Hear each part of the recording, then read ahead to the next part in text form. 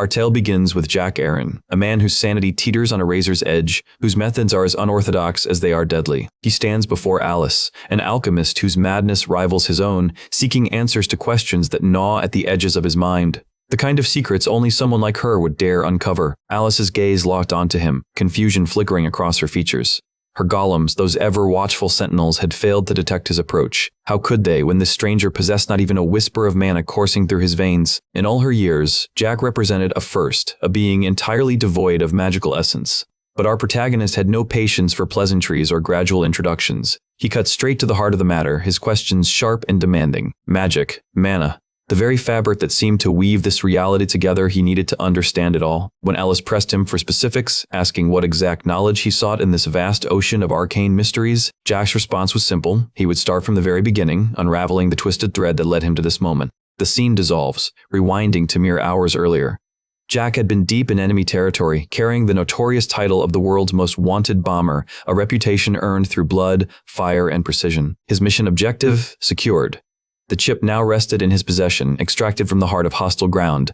Victory should have tasted sweet, but something felt wrong. The enemy had anticipated his arrival. Their preparation was too thorough, their response too coordinated. Jack's instincts screamed danger as he contacted headquarters requesting immediate extraction support. He wouldn't make it out alone, not through this hornet's nest. Every shadow seemed to hide another threat, every corner a potential ambush point. Then came the response that would seal his fate. No backup was coming. He was on his own, abandoned, expendable. Rage coursed through Jack's veins like molten steel. Betrayed and discarded in the deadliest situation of his career, left to die by the very people who'd sent him here. When he survived this nightmare, those backstabbing bastards would learn the true meaning of retribution. Jack's jaw clenched, his resolve hardening into something unbreakable. Death wouldn't claim him today. He'd carve his own path to freedom, even if he had to burn the entire compound to ash. Alone? Perhaps? Helpless? Never. He had an entire arsenal of chaos at his disposal, and he intended to use every last bit of it. His breathing steadied as he waited, watching the enemy vehicles close the distance. Patience, timing, everything depended on the perfect moment. The trigger clicked. The landmine he'd planted earlier erupted in a symphony of destruction, engulfing the lead vehicles in hellfire. Jack's eyes reflected the flames as he confirmed what this truly meant. This wasn't just an escape anymore. This was total war against an entire military force, and he was ready to dance. But before advancing to the next phase, our protagonist paused to appreciate his handiwork. The beautiful chaos of explosions painting the night sky orange and red. Those weren't his only surprises either. Multiple charges were strategically positioned throughout the facility insurance policies for a man who never did anything halfway. Jack's philosophy was simple, overwhelming force every single time. Movement caught his attention. Enemy soldiers were breaching the building perimeter. A cold smile touched his lips beneath the mask. Time to give them a warm welcome. The moment they spotted him, the army unit surged forward in pursuit, their training kicking in automatically. Their training couldn't save them. Another explosive trap detonated precisely as planned, consuming several soldiers in its radius before they could even process what hit them. The precision, the calculated cruelty of each placement, it all clicked into place for the survivors. They weren't chasing some random operative, they were hunting the bomber himself, and that realization brought cold fear. Behind his mask, Jack waited in the shadows, almost amused. They'd given him that nickname years ago, earned through countless operations where explosives became his signature. The bomber. Yeah, that fit perfectly. He released another device, watching it arc through the air. The enemy soldier's eyes widened in recognition the instant it hit the ground, their bodies already moving to flee. But escape was impossible. The smoke bomb contained more than just visual obstruction. Sleeping powder laced the thick clouds, dropping soldiers like puppets with severed strings. Jack descended the stairwell methodically, his mask filtering the toxic air that incapacitated everyone else. Each step calculated, each movement purposeful. More soldiers emerged ahead, weapons raised, muzzle flashes lighting up the corridor as they opened fire to prevent his escape. What they failed to understand was a crucial detail. Jack wasn't running from them, he was coming straight at them. In one fluid motion, he pressed his pistol against a soldier's temple and pulled the trigger without hesitation. Cold, efficient, lethal. Then he was moving again, his body already in motion before the first body hit the ground. He burst through the exit at full sprint, the remaining forces hot on his heels, their shouts and gunfire creating a chaotic orchestra of desperation. That ship was everything to them. Failure meant consequences none of them wanted to face, so they pushed harder, faster, determined to bring him down. But Jack had orchestrated this deadly ballet perfectly. His timing, honed through years of experience, allowed him to clear the blast radius just as another set of explosives tore through the pursuing soldiers like paper. The survivors froze, suddenly hyper-aware that every step could be their last. How many more bombs had this madman planted? While they inched forward with newfound caution, checking every surface and shadow for hidden death, Jack had already commandeered one of their vehicles. He leaned out the window, grinning beneath his mask as he shouted his final taunt at them. They'd need 100 more soldiers. Hell, maybe 1,000 to even dream of catching someone like him. The engine roared as he sped away from the compound, leaving behind nothing but fury and failure. Gunfire and screams faded into the distance as the bomber made his exit. Another impossible mission somehow completed. Eventually, he found a secluded spot far from the chaos, finally allowing himself a moment to breathe. Jack reached for a cola, the familiar hiss of carbonation oddly satisfying after the symphony of explosions. He took a long drink, savoring both the beverage and another job well done. Practical thoughts crept back in. This stolen military vehicle was too conspicuous. He'd need to ditch it soon and find something less attention-grabbing. But fate, it seemed, had other plans entirely. Something impossible materialized beneath him, a glowing circle covered in intricate symbols, emanating otherworldly energy that defied every law of physics Jack understood. Confusion gave way to panic as he realized something catastrophic was happening, something beyond his control or comprehension. The absurdity of it struck him even through the fear. He wasn't even Japanese, just an American bomber who'd never believed in fantasy nonsense. Yet here he was, experiencing something straight out of an anime. The circle pulsed with increasing intensity, its pull becoming irresistible. Jack fought against it with everything he had, but his strength meant nothing against this supernatural force. Brilliant light consumed his vision, so intense it felt like staring directly into the sun. Jack's consciousness teetered on the edge of oblivion. When his eyes finally opened again, adjusting to a completely different quality of light, one truth became undeniably clear. Wherever he was now, it wasn't his world anymore. Jack's surroundings crystallized into focus. Towering stone walls, vaulted ceilings, the unmistakable grandeur of a castle's interior. Citizens dressed in clothing that belonged to medieval history books surrounded him, alongside armored knights whose steel gleamed under torchlight. Every eye in the throne room fixed upon him with unsettling intensity. He wasn't alone in this impossible situation. Several other confused souls stood nearby, all of them unwilling guests of the king who lounged upon his throne with casual authority. None of this made sense. Jack's mind raced through possibilities, searching for rational explanations. A hallucination? Some kind of elaborate setup? But the weight of the cola bottle still gripped in his hand felt too real, too solid to be a dream. A pompous figure in extravagant robes stepped forward, addressing the bewildered summoned individuals with rehearsed enthusiasm. He welcomed them to a realm beyond their own, as if interdimensional kidnapping was perfectly normal. The man introduced himself as Prime Minister Vilash, his tone dripping with self-importance as he laid out their new reality. They had been pulled from their world through summoning magic, and Vilash himself had orchestrated this abduction, intending to weaponize them as soldiers in his nation's conflicts against neighboring kingdoms. One of the other summoned victims voiced the question echoing in everyone's minds, was this genuinely another world? Vilash confirmed it without hesitation. He continued his speech, painting them as legendary heroes destined to become the kingdom's greatest weapons, their lives now bound to warfare whether they consented or not. Jack took another sip of his cola, his expression unreadable. Was someone seriously trying to punk him? The sheer absurdity of it all felt like a bad joke. Vilash announced his intention to verify their combat potential immediately. When Jack's eyes fell upon his own status screen materializing before him, two skills stared back at him, translation and bomb-making, both marked with an unprecedented X++ ranking. Apparently, logic had taken a permanent vacation in this bizarre realm. As the Prime Minister scrutinized the other summoned individual statistics, Jack pieced together the puzzle. That translation skill explained how he could comprehend these people's language, even the Japanese individuals standing nearby, already at an impressive level, 80. The X++ ranking wasn't something he'd seen on anyone else's status, suggesting his bomb-making expertise translated into something extraordinary here. These war-hungry bastards would probably salivate over having someone like him, a professional killer, in their arsenal. When Vilash's gaze landed on Jack's status window, his composure shattered. An ability that exceeded even the legendary A+ rank. In all his years administering these summoning ceremonies, he'd never witnessed such an astronomical ranking. Excitement overtook skepticism as Vilash barked orders at his subordinates, demanding they immediately gather bomb-making materials. The components arrived, and Jack's experienced eyes cataloged each item instantly. No hesitation, no uncertainty. Vilash's eyebrows raised, impressed by the immediate recognition. He wanted to witness this X-rank skill in action, to see if it lived up to its impossible rating. Jack didn't need encouragement. His hands moved with practiced efficiency, assembling components with the muscle memory of thousands of previous devices. Within mere minutes, a completed bomb materialized before the stunned court.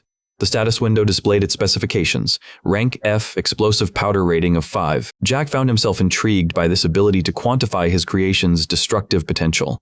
But when Vilash examined the finished product, disappointment clouded his features. From his perspective, it looked utterly mundane. The realization hit the Prime Minister like cold water. This so-called legendary skill merely guaranteed successful bomb construction, nothing more. No magical enhancement, no devastating power multiplication. Jack considered it fairly useful, but Velash's verdict was harsh and immediate. Trash. Complete garbage.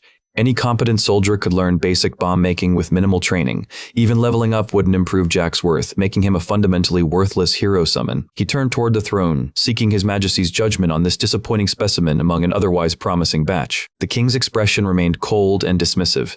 A level 1 with useless skills held no value to the kingdom's military ambitions. Around the room, the other summoned heroes began snickering, their mockery building into open laughter. Each chuckle stabbed at Jack's pride, igniting something dangerous deep within his chest. The king waved his hand dismissively, commanding his guards to remove this worthless trash from his sight immediately. Jack's instincts kicked in, his body coiling into a combat stance, ready to fight his way out if necessary. His hand reached for his tactical bag only to grasp empty air. Horror dawned on his face. The bag. His equipment. Everything. He'd left it all behind at that gas station before the summoning circle dragged him here. Weaponless and outnumbered, Jack forced himself to stand down rather than guarantee his own death. Velash muttered something about the slave market, then dismissed the idea. Even as merchandise, this useless specimen wouldn't fetch a decent price. Jack's voice cut through the room with absolute conviction. They were making a catastrophic mistake. In his world, entire organizations would pay fortunes for his services. He was worth millions, not whatever pittance this backwards kingdom valued. The Prime Minister's hand cracked across Jack's face with brutal force, silencing his protests. That single strike crossed a line Jack had spent years defending.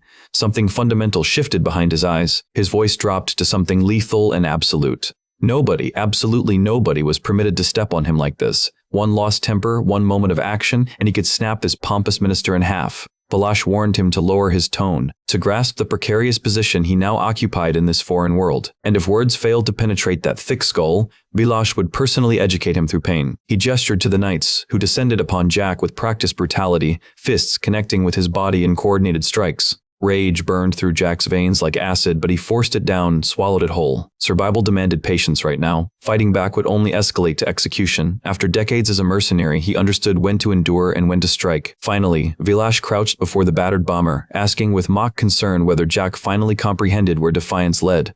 Perhaps even to a public execution for entertainment. Through swollen eyes, Jack observed the faces surrounding him. Every single one wearing the same expression of superiority, including those so-called heroes who'd been yanked from their lives just like him. He memorized each face, cataloging them in his mental hit list. They would all learn what happened to people who dared look down on Jack Aaron. In one explosive burst of movement, Jack tore free from the knight's grip and launched himself at the Prime Minister with shocking speed. His fist connected with Velash's jaw in a devastating blow that sent the minister sprawling across the polished floor. Velash struggled to his feet, tasting copper as blood flowed from his split lip. But Jack was already there. Pressing, his pistol materialized from his inventory skill directly against Velash's temple. The trigger pulled. The shot rang out. No dramatic speeches, no hesitation, no mercy. Absolute silence followed the gunshot as every person in that throne room bore witness to the brutal execution of their prime minister. Shock paralyzed the throne room. In mere seconds, everything had shattered. Order, authority, the illusion of control. Jack stood motionless beside Velash's cooling corpse, his weapon still raised. His message couldn't be clearer. Cross him, and death follows swiftly. The knights snapped into action, their training overriding their horror as they swarmed toward him. What they failed to understand was that Jack wasn't merely a demolitions expert. His close-quarters combat skills had been forged through countless life-or-death encounters. Gunfire erupted as the knights opened fire, muzzle flashes illuminating the chaos. Jack moved with brutal efficiency, grabbing a nearby knight and positioning the struggling man between himself and the incoming bullets. He couldn't resist a sardonic observation. They clearly didn't value their comrade's life much if they kept firing. The corpse dropped with a heavy thud as Jack burst into motion, weaving through their formation. Arrogance clouded the knight's judgment. A level 1 opponent? Child's play for trained warriors like themselves. But levels meant nothing compared to what Jack possessed in abundance, decades of experience ending lives. His blade found the throat of an advancing knight with surgical precision, and the carnage spread like wildfire. Body after body fell, none managing to land even a single strike against this impossibly skilled opponent. Jack's speed defied their expectations, his movements reading their attacks before they fully committed. He flashed a cold smile, suggesting they should count themselves fortunate he was only level 1. Imagine the massacre if he'd been stronger. The king's voice thundered across the throne room, patience exhausted, demanding Jack's immediate execution. But that outburst sealed his fate. He'd just painted a target on himself. Jack's response came in the form of a grenade arcing through the air, a parting gift for the hospitality he'd received. He even left behind his calling card, Bomber Mercenary, services available for $1 million, professional courtesy even in the midst of slaughter. The explosive detonated in the king's vicinity, filling the chamber with smoke and screams. Meanwhile, Jack had already launched himself through a window, escaping the castle in one fluid motion. Fortune smiled on him. Essential gear still clung to his body despite the chaotic summoning. His climbing rope shot toward a distant tower, the grappling hook finding purchase on stone. He swung through the air like some action movie protagonist, momentum carrying him away from immediate danger. In one spectacular escape, he'd transformed an entire nation into his enemy while eliminating both their prime minister and king. The audacity of it rivaled the most outrageous spy thrillers, except this was horrifyingly real. But celebration died as he overheard nearby knights receiving updated orders. Execute the otherworld bomber on sight.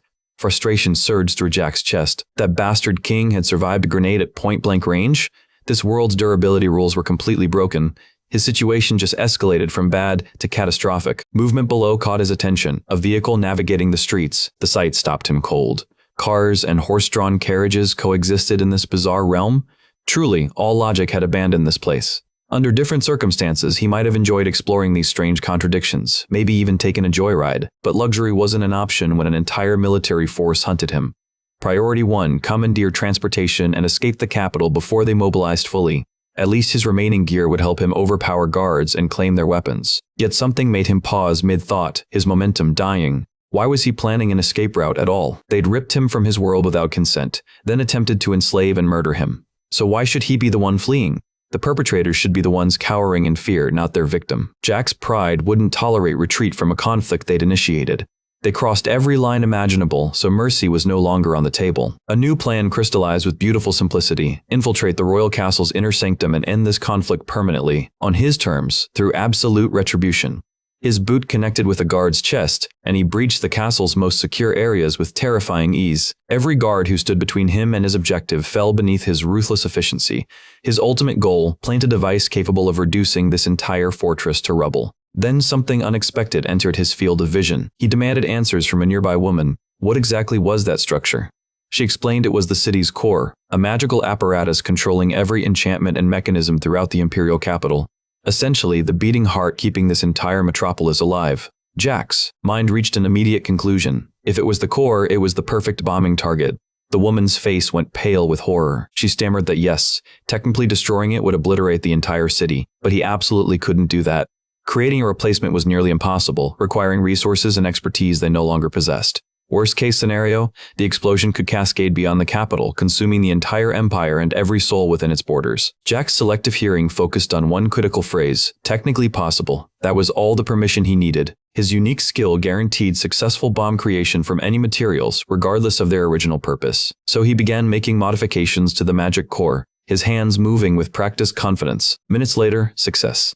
The status window confirmed his masterpiece: explosive power rating of nearly 10 million, enough destructive force to erase this city from existence. Jack admired his handiwork with genuine satisfaction, while the woman stood frozen in disbelief. This madman had actually done it, armed a weapon capable of genocide. She tried to slip away unnoticed, but Jack's gun tracked her movement immediately. Where exactly did she think she was going? They were accomplices now. Partners in this catastrophic crime. Panic cracked her voice as she pleaded for her life. She'd helped him, hadn't she? Surely that earned her freedom? Jack acknowledged her assistance with a small nod. She had indeed proven useful. Then he pulled the trigger anyway, eliminating the witness without a trace of remorse. Leaving survivors had never been his style. The gunshot echoed through the chamber, and before the smoke even began to dissipate, Jack needed the perfect vantage point to appreciate his impending masterpiece, somewhere with an unobstructed view of the destruction about to unfold. More guards materialized nearby, drawn by the abnormal magical energy radiating from the core's modifications. They didn't stand a chance. Jack's bare fists ended their investigation permanently, their bodies crumpling like paper. He casually inquired whether one of the dying guards owned a vehicle he'd only needed for a minute, really. The lie came easily as he claimed the keys. Of course, the guard died anyway, witnesses reliabilities Jack couldn't afford. He sped away from the imperial capital, distance crucial for survival and spectacle. After all, they'd started this war when they summoned and betrayed him, so Jack triggered the detonation without hesitation or regret, his curse echoing across the distance as the signal transmitted. The bomb activated, and the entire imperial city ceased to exist in a cataclysmic eruption of energy and matter. Our protagonist watched in awe as the explosion consumed everything, the shockwaves rolling across the landscape in devastating waves. Within minutes, no trace remained of the civilization that had stood there for centuries, completely erased as if it had never existed. The magnitude of what he'd accomplished hit Jack like a physical force. He'd actually done it, obliterated an entire capital city. It was pure cinema, a spectacle beyond any action movie he'd ever seen. Laughter burst from his throat, uncontrollable and manic, joy mixing with disbelief at the sheer scale of destruction he'd orchestrated. With his tale complete, Jack redirected his attention to Alice, explaining why he'd sought her out. He needed a way home, back to his own world. Rumors of an alchemist with impossible knowledge had led him to her doorstep, hoping she possessed answers about interdimensional travel. Alice sat motionless, her gaze arctic and unblinking. Meanwhile, Jack couldn't suppress his grin, the memory of that explosion still fresh and exhilarating. Alice's voice cut through the silence. He'd genuinely destroyed the Imperial capital? The entire thing? Jack confirmed it twice for emphasis. Alice shook her head in disbelief, assuming he was spinning an elaborate joke. But he insisted this was no fabrication. The news would spread soon enough, confirming his story. Alice countered that even with Imperial mages assisting him, converting the city's core into a functional bomb was theoretically impossible, especially for someone who radiated zero mana like him. Jack agreed he wasn't the magic user. Hell, he couldn't even conjure a simple fireball to warm his hands. But he possessed something else entirely, something unique that transcended their world's rules. He manifested his status window for her inspection. Alice studied it intently, her composure cracking slightly at the sight of that EX++ bomb-making skill staring back at her. Skepticism gave way to cautious belief. Maybe his insane story held truth after all. She explained that A rank typically represented the pinnacle of human achievement in this world. But Jack's rating didn't just exceed that ceiling, it shattered it completely with that double plus modifier, indicating power beyond mortal comprehension, capable of achieving genuine impossibilities. Jack absorbed the explanation with satisfaction, pride warming his chest even if he didn't fully grasp the implications. Alice observed wryly that he seemed remarkably detached from the gravity of his actions. Why wouldn't he be? Jack reasoned that he'd been the innocent party here. They'd forced this skill upon him without consent, though admittedly he was starting to appreciate its potential. Then Alice's attention shifted to the numerical values displayed. He recounted what transpired several hours after the bombing. His stolen vehicle finally gave out, stranding him in unfamiliar territory with no backup plan. In retrospect, he should have interrogated someone about return pathways before vaporizing the entire city. But his instincts and wounded pride had demanded immediate retaliation. What really annoyed him, though? No cigarettes. His priorities remained crystal clear even in crisis. That's when the status window had appeared unbidden, materializing directly in his vision without warning. Jack cursed this frustrating world and its habit of imposing things on him without permission. Then he noticed something bizarre about his displayed level. It had skyrocketed to 385, a staggering increase from the pathetic level 1 he'd started with. Additionally, his class now read Bomber, while his karma sat at a deeply negative 600. The correlation seemed obvious. Obliterating an entire city's population had granted him an astronomical amount of experience points. His limited gaming knowledge suggested most systems capped levels around 99, maybe 100 at most.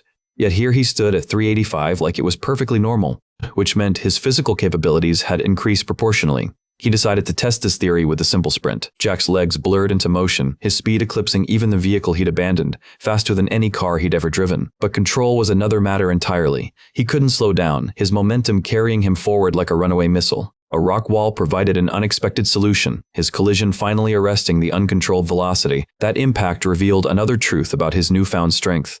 He'd emerged completely unharmed. He picked up a stone experimentally, watching it crumble to powder under the slightest pressure from his grip. Jack couldn't help but admire this overwhelming power coursing through his enhanced body. Superman comparisons flooded his mind. If his strength had increased this dramatically, maybe other abilities had awakened too. Could he fly? The question demanded immediate testing. He launched himself skyward with all his might, only to arc back down under gravity's inevitable pull. Flight remained beyond his capabilities, but those jumping and running abilities would shatter every Olympic record ever set without breaking a sweat. With his superhuman speed available, Jack decided to locate civilization by simply running until he found a town. Back in the present, Alice declared his entire story preposterous, matched only by those impossible level statistics. Yet the absence of any forgery indicators suggested brutal authenticity. Jack exhaled in relief. He'd worried about facing more interrogation. Alice's confusion deepened. What did he mean by more interrogation? Jack mentioned his earlier encounter at the town's entrance gate. The guard's reactions to his negative 600 karma had been immediate and severe.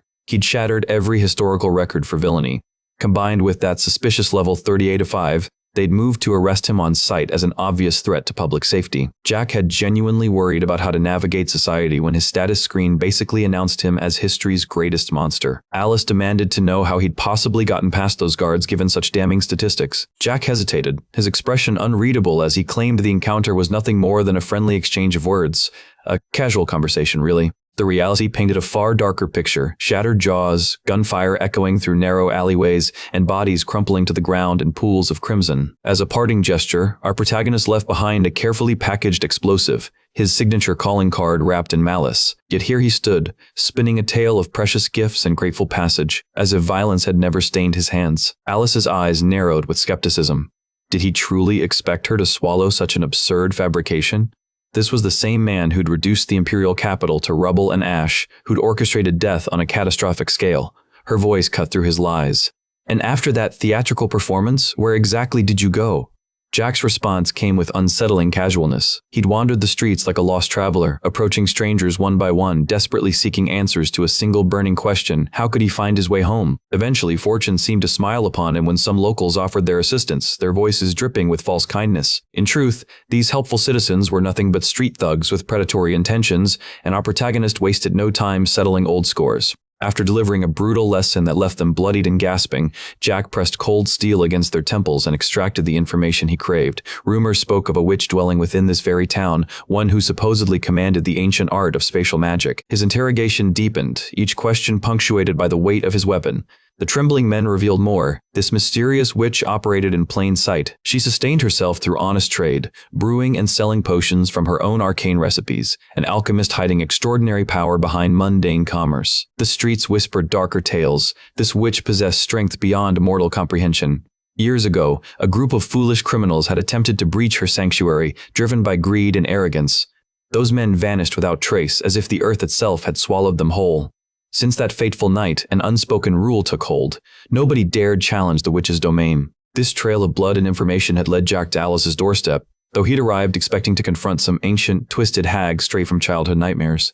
Alice acknowledged his assumption with a knowing smile. Such expectations usually proved accurate in her line of work. Setting aside the violence of his journey, curiosity sparked in Alice's emerald eyes as she studied Jack's capabilities with growing fascination. A glance at the clock revealed the evening hour. "Would you care to join me for dinner?" she offered, her tone surprisingly warm. Jack accepted without hesitation. His stomach had been screaming in protest since his violent arrival in this strange world, and the invitation felt like salvation. Alice's hands came together in a single, decisive clap, her voice bright with anticipation as she announced their meal would be prepared immediately. Movement caught Jack's peripheral vision, and he turned to witness something utterly unexpected approaching from the shadows behind them. Golems, artificial beings of clay and magic, emerged carrying steaming pots and pristine dishes balanced perfectly in their constructed hands, their movements fluid despite their earthen composition. Jack's tactical mind raced with questions about these mechanical servants. Alice explained with pride that these were her own creations, bound to her will through alchemical mastery. Our protagonist marveled at their precision, comparing them to the robots of his world machines that executed commands with flawless obedience.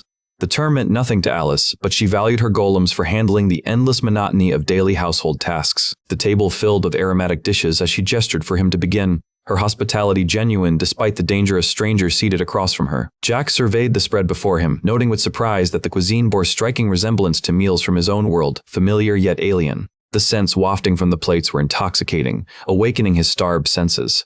Logic suggested Alice had no motive to poison him. What advantage would it grant her? A stray thought crept into his mind. Perhaps she'd developed some inexplicable attraction, inviting a dangerous man to dine on their first encounter. Yet even as logic reassured him, instinct kept him alert. This was, after all, the infamous witch's cottage where trespassers entered but never departed. His knife sliced through tender meat with practiced precision, his mind calculating contingencies. If Alice revealed hostile intent, if this hospitality masked a trap, he would respond with absolute ruthlessness. Her beauty and kindness would earn no mercy. The first bite exploded across his tongue was unexpected delight, flavors dancing in perfect harmony that momentarily silenced his paranoia, though he found himself wishing for salt to enhance the already impressive dish. Across the table, Alice watched him with penetrating intensity, as if his very thoughts lay exposed before her mystical perception. Her voice broke the comfortable silence with words that seized his full attention.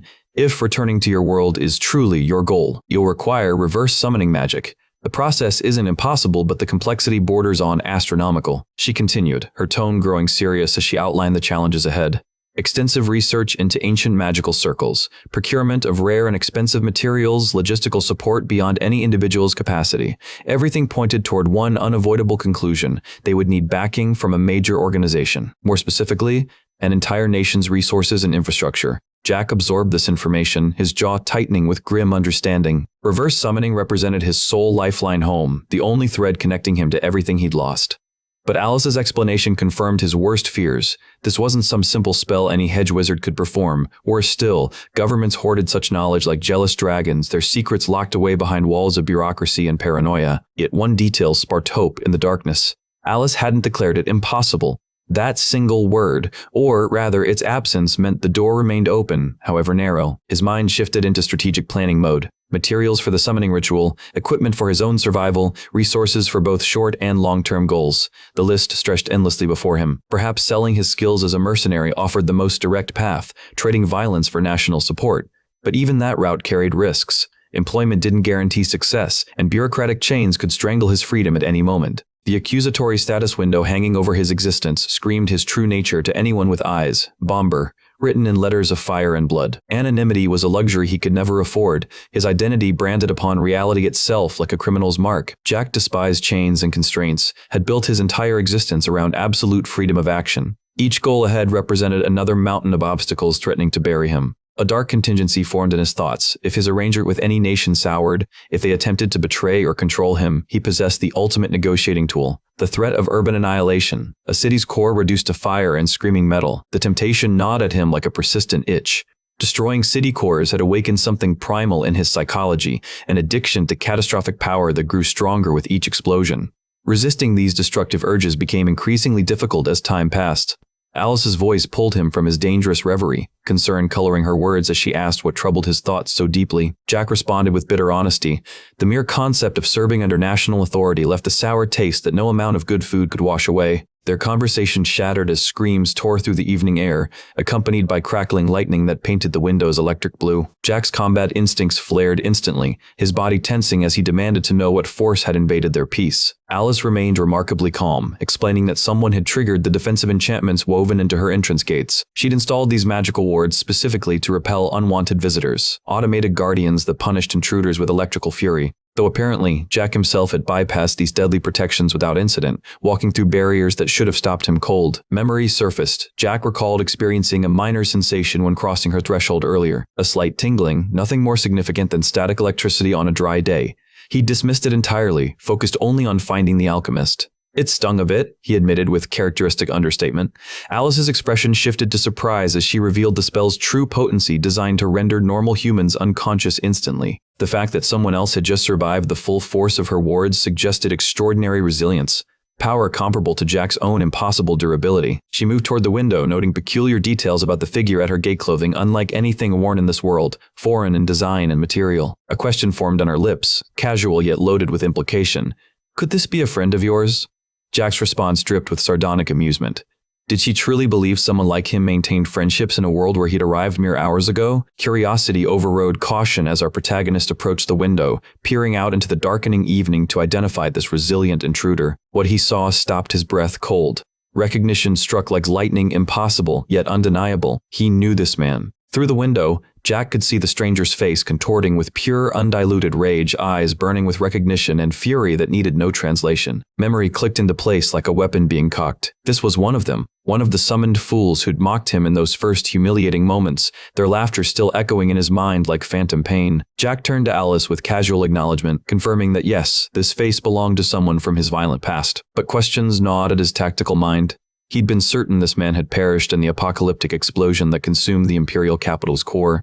How had death failed to claim him? Outside, the man's voice cut through the evening air like broken glass, screaming that he finally tracked down the bastard responsible, demanding Jack face him immediately. Our protagonist made a calculated decision in that heartbeat dragging Alice into this bloodbath would complicate matters unnecessarily. Better to handle this outside, where collateral damage meant nothing and violence could flow freely. Alice announced her intention to observe from the safety of her cottage, her analytical mind already working to assess this confrontation. Jack confirmed he had unfinished business with the man beyond her gates, his voice carrying the weight of inevitable conflict. As his hand reached for the door, Alice's voice stopped him with words that carried unexpected concern, a plea for caution. The sentiment caught him off guard, sparking genuine curiosity about her motives. Why would she care whether he lived or died? Alice's mystical perception had detected something dangerous in the stranger's aura, power that transcended normal human limitations. More concerning still, she sensed the depth of hatred radiating from the man, a consuming need for vengeance that transformed him into something beyond reason. Jack acknowledged her warning with surprise, impressed she could read emotional undercurrents so clearly. He promised to exercise caution and guaranteed his return, reminding her they still had unfinished discussions about his path home. Stepping into the cooling evening air, our protagonist understood perfectly that civil conversation was never an option. His gun's limited ammunition made this encounter particularly precarious, each remaining bullet a precious resource he couldn't waste. Jack opened with disarming casualness, offering a simple greeting as if meeting an old acquaintance rather than a man thirsting for his blood. The summoned hero made no effort to disguise his hostility, his entire body radiating murderous intent that would have terrified normal men. Jack cut straight to the heart of the matter with characteristic bluntness. He'd assumed this man had been vaporized, reduced to atoms in the cataclysmic detonation.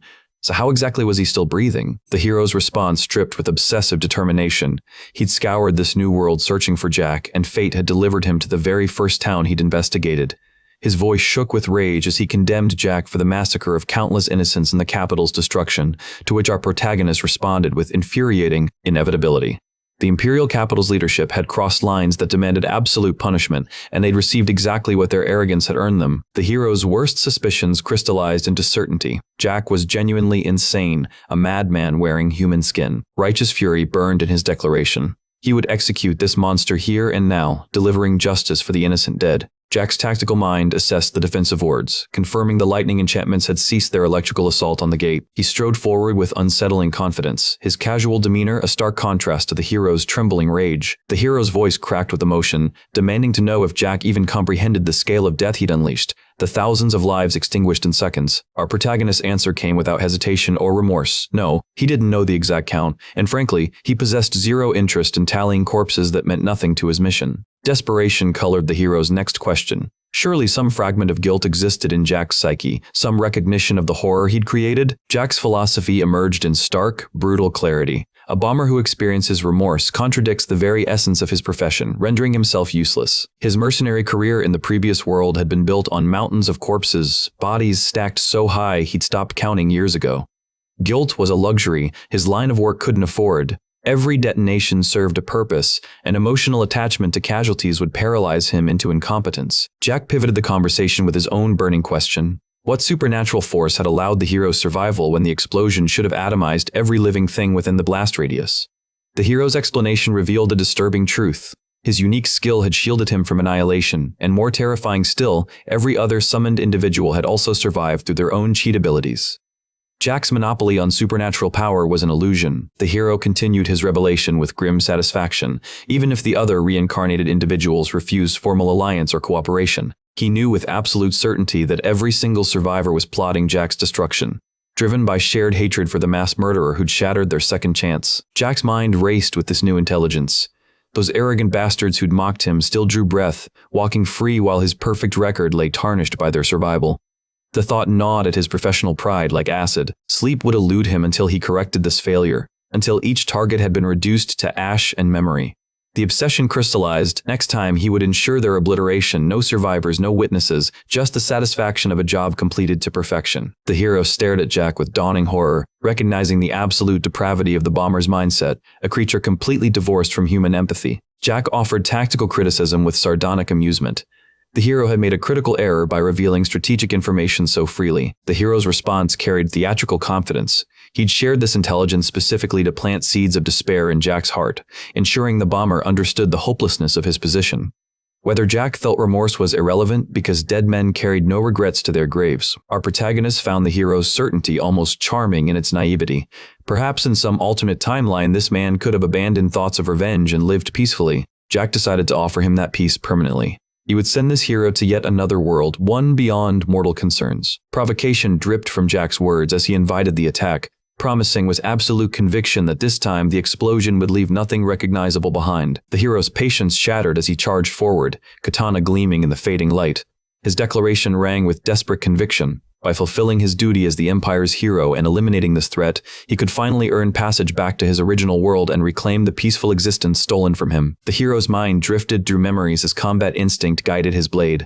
Throughout his entire previous life, he'd mastered the art of avoiding trouble, sidestepping conflict with the precision of a career diplomat. Those who stumbled into problems were pathetic losers in his eyes. Pride had sustained him through decades. He might not have been remarkable, but at least he'd been smarter than those idiots who invited chaos into their lives. Avoidance was his superpower. This philosophy had carried him through elementary school unscathed, years passing without significant incident. High school followed the same pattern, then corporate employment, always skating along the edges of trouble without falling in, until inevitability caught him. The company director's face had been purple with rage, accusations flying like shrapnel. Corporate espionage, selling secrets to competitors for personal profit, the hero had seen it differently. Years of equal work with no raises while less competent colleagues advanced, the company had failed to recognize his obvious potential, so he'd simply taken what he deserved. The blame lay with their blindness, not his justified actions. In his darkest moment of confrontation, divine light had pierced reality itself, and summoning magic had torn him from consequences into a world of second chances. This was his opportunity for redemption, for the recognition and comfort his talents had always warranted. And this bomber, this psychotic terrorist, had destroyed everything with one catastrophic explosion, reducing hope to rubble and ash. But as the hero's blade began its deadly arc, Jack's voice cut through battle fury with an unexpected request for pause. Our protagonist wanted one piece of information before violence consumed them both, the hero's name, so he'd at least know whose corpse he was creating. The hero blinked, suspicious and confused by Jack's sudden question. Why would a killer care to know the name of the man he was about to face? Jack's grin was cold, sharp as broken glass. He explained that if he didn't know the name now, it would be a pain later when carving it into the gravestone. Without warning, his hand blurred. 2 gunshots cracked through the night, muzzle flash lighting his smirk. But the hero reacted instantly, summoning a glowing barrier that rippled across the air and batted both bullets back toward their owner. The unexpected rebound caught Jack slightly off guard, his body twisting mid-step as hot lead hissed past him. Even so, he managed to slip aside, barely grazed, the bullet slicing fabric and flesh by mere centimeters. More rounds flew, gleaming like silver comets, but none found their target. Instead, they tore through the night and slammed into the sturdy walls of Alice's house, chipping wood and stone with each miss. Jack's sharp gaze followed every ricochet, studying the pattern, the uncanny symmetry of the reflections. The hero stood his ground, boasting that the effect came from one of his exclusive powers.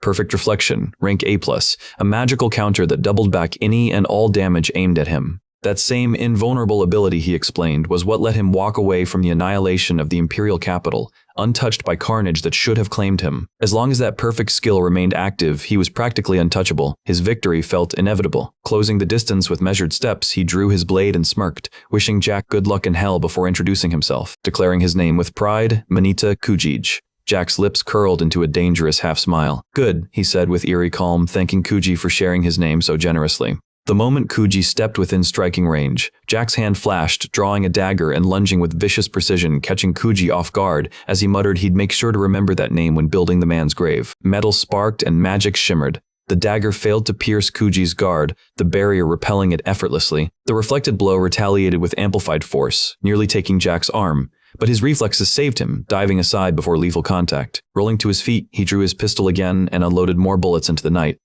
They bounced harmlessly away, curving back toward him as Kuji laughed, berating Jack for his futile persistence. The next moment, the hero countered, his katana slicing through the air in a deadly blur. Jack's body weaved like a shadow, instincts honed through countless battles keeping him one step out of death's reach. Each exchange reinforced the growing frustration. Every attack of his rebounded, every attempt rendered useless by that perfect wall of reflection. The fight devolved into a tense dance, Jack's irritation mounting with each failed attempt. Then the dreaded click sounded. His gun was dry, every bullet spent. Kuji's laughter rang out, cruel and mocking, before he charged again, katana whistling death. But Jack's superior agility turned the tide momentarily, his body slipping past strikes with almost inhuman fluidity. Momentum favored him. Still, Kuji warned darkly that Jack should have realized by now that nothing he did mattered. Against Kuji, he had no chance. Jack cocked his head, utterly calm amid the chaos, and asked what Kuji's level even was. Level 80, Kuji answered proudly. A rank leagues above ordinary men. The bomber's response detonated like a silent bomb. His own level was 38.5.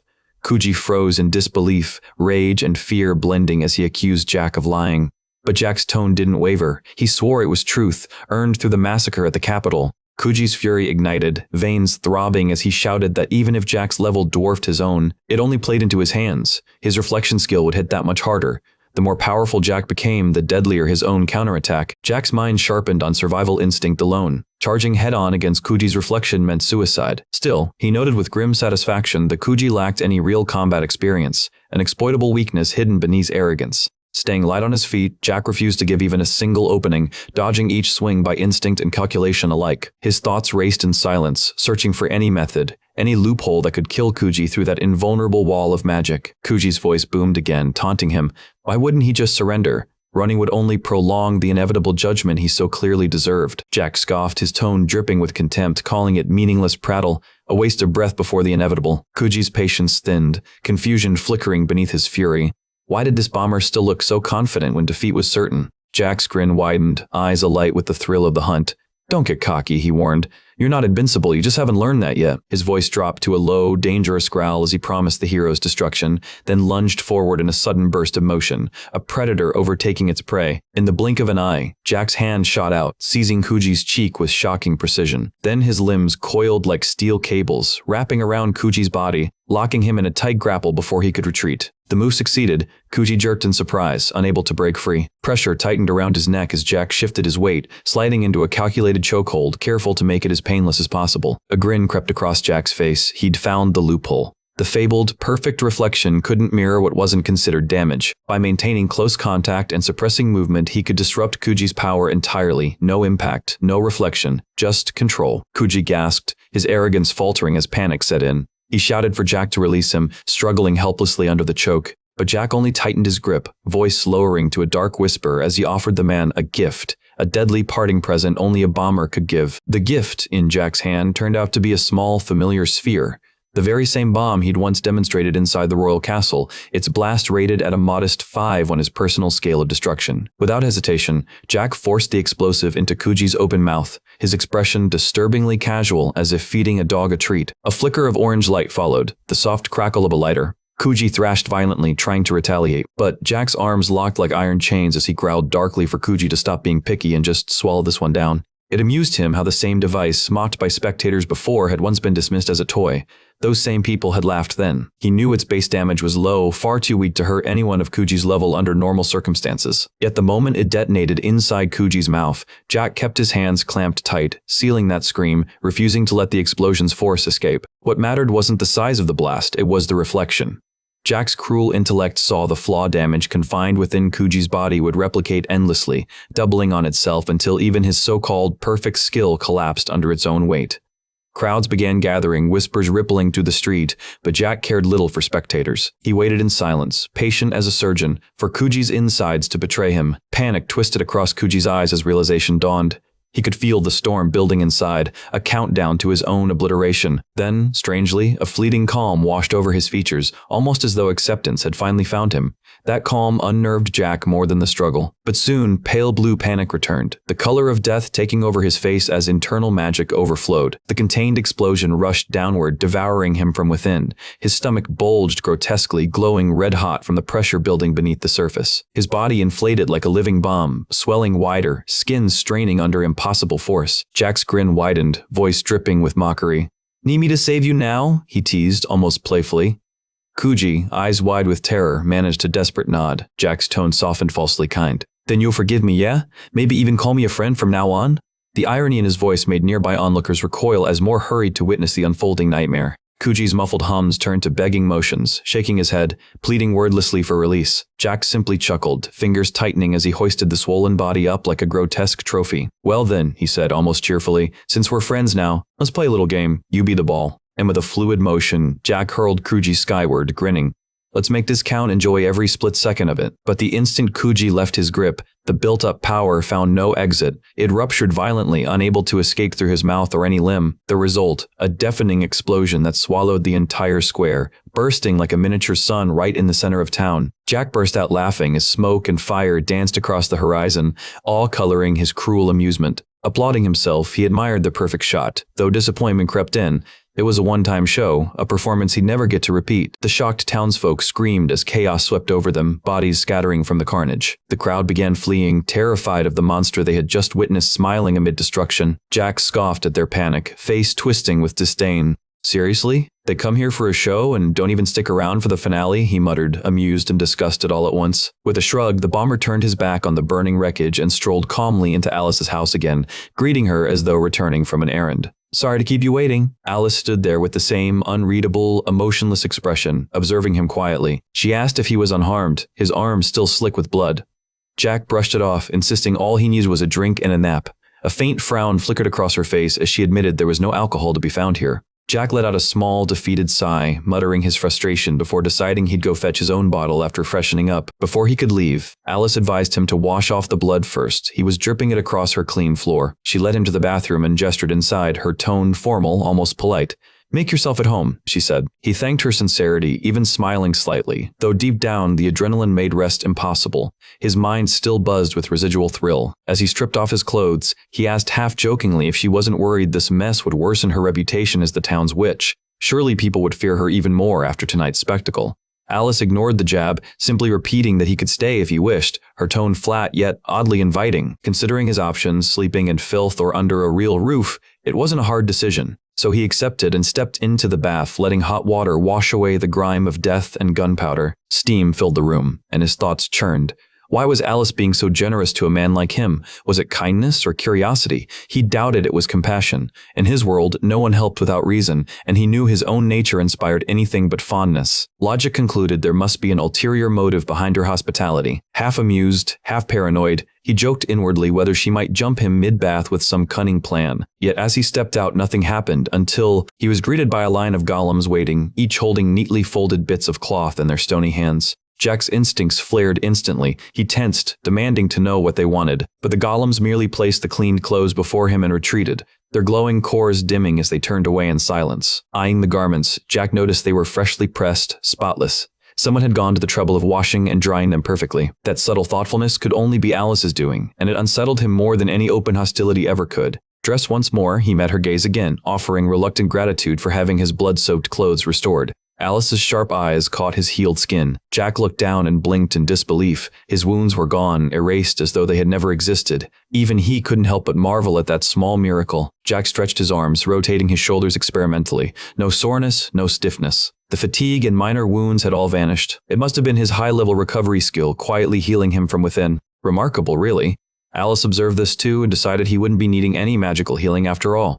With calm precision, she led him down the hall and opened a door, revealing a guest room bathed in warm candlelight. The bed looked far too comfortable for a man like him.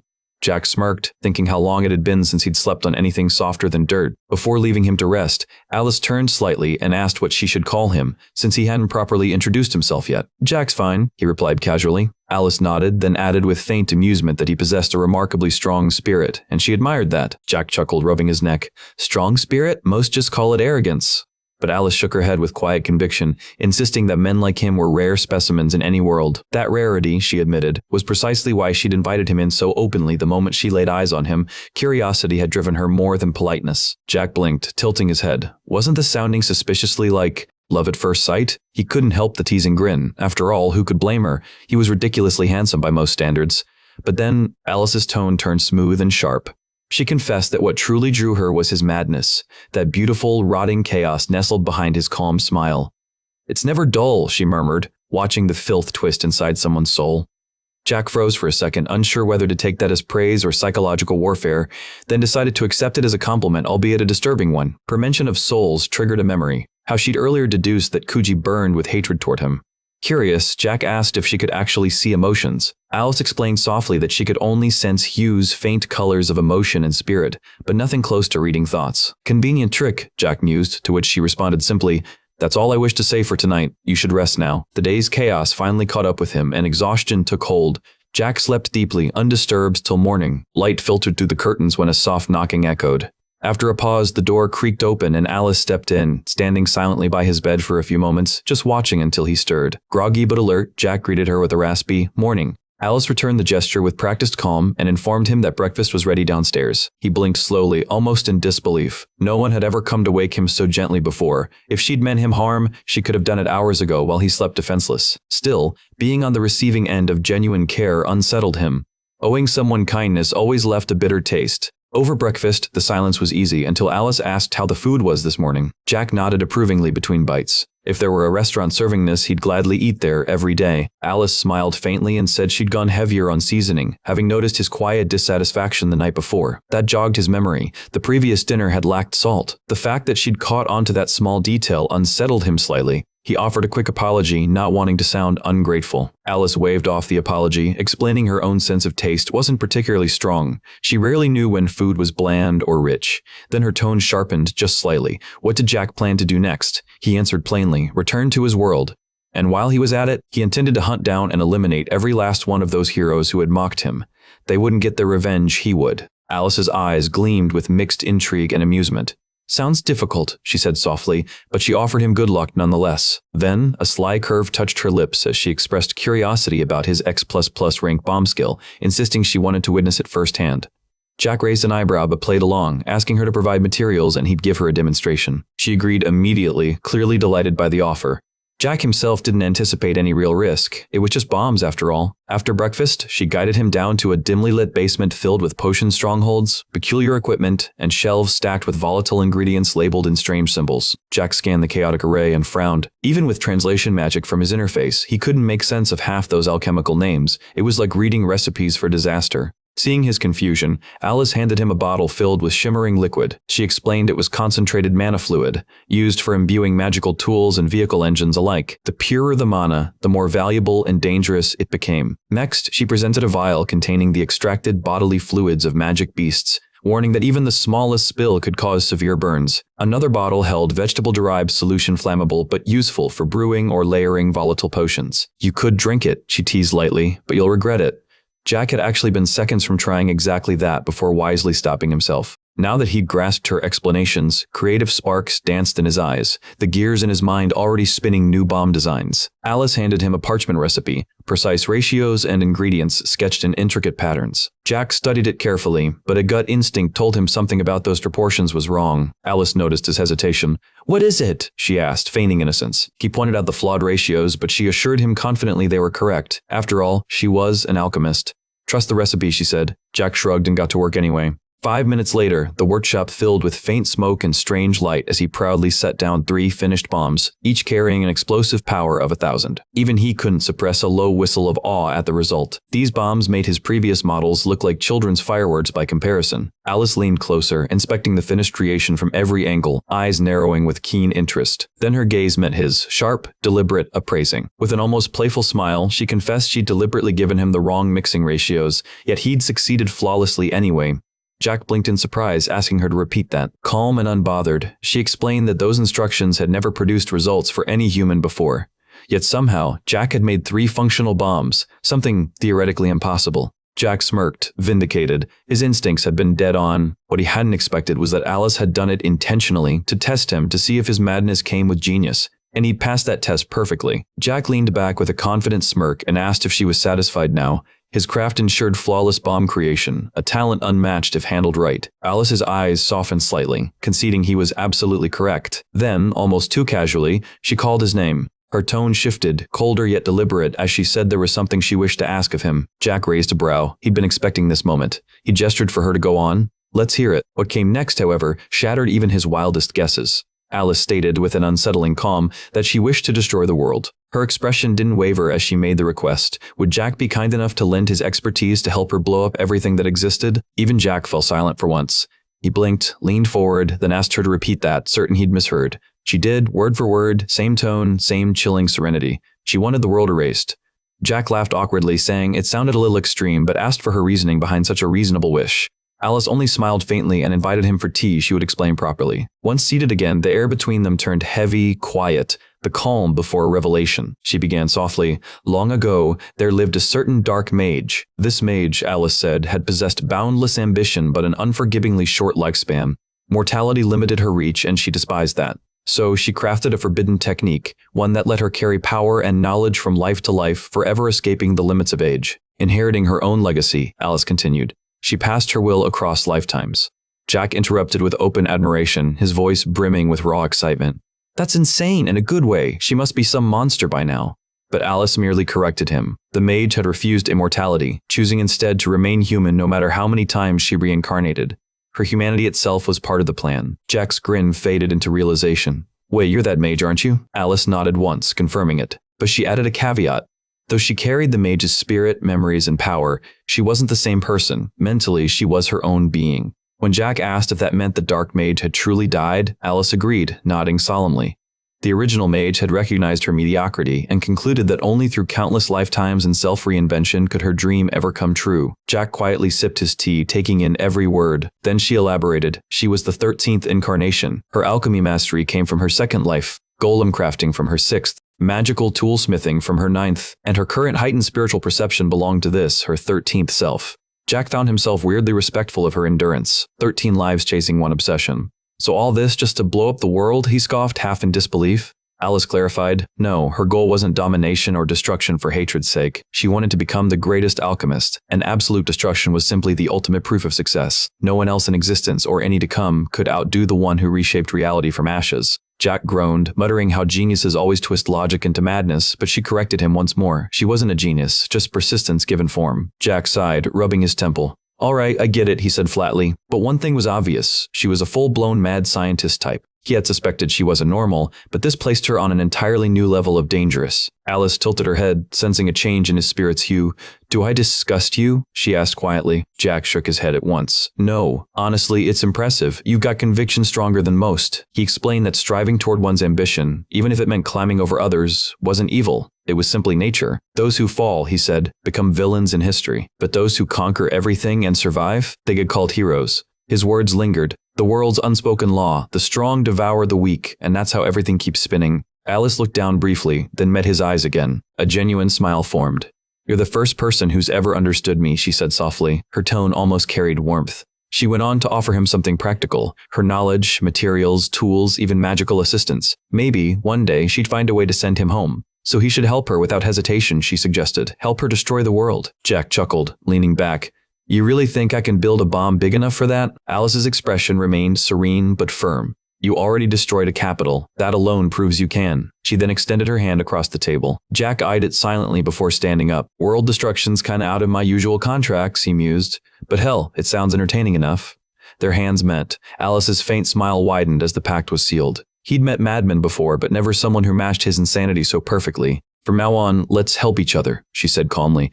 Jack nodded. Anything that got him closer to home was fine by him. Yet deep down, he couldn't shake the feeling that this so-called lunatic genius might someday turn her brilliance against him. And thus, the most dangerous duo in existence was born. An alchemist seeking the end of the world and a bomber who thrived on its chaos. Later, Jack asked permission to use her mixing room to prepare his personal weapon stash. Alice agreed without hesitation, saying she'd already confirmed his extraordinary skill.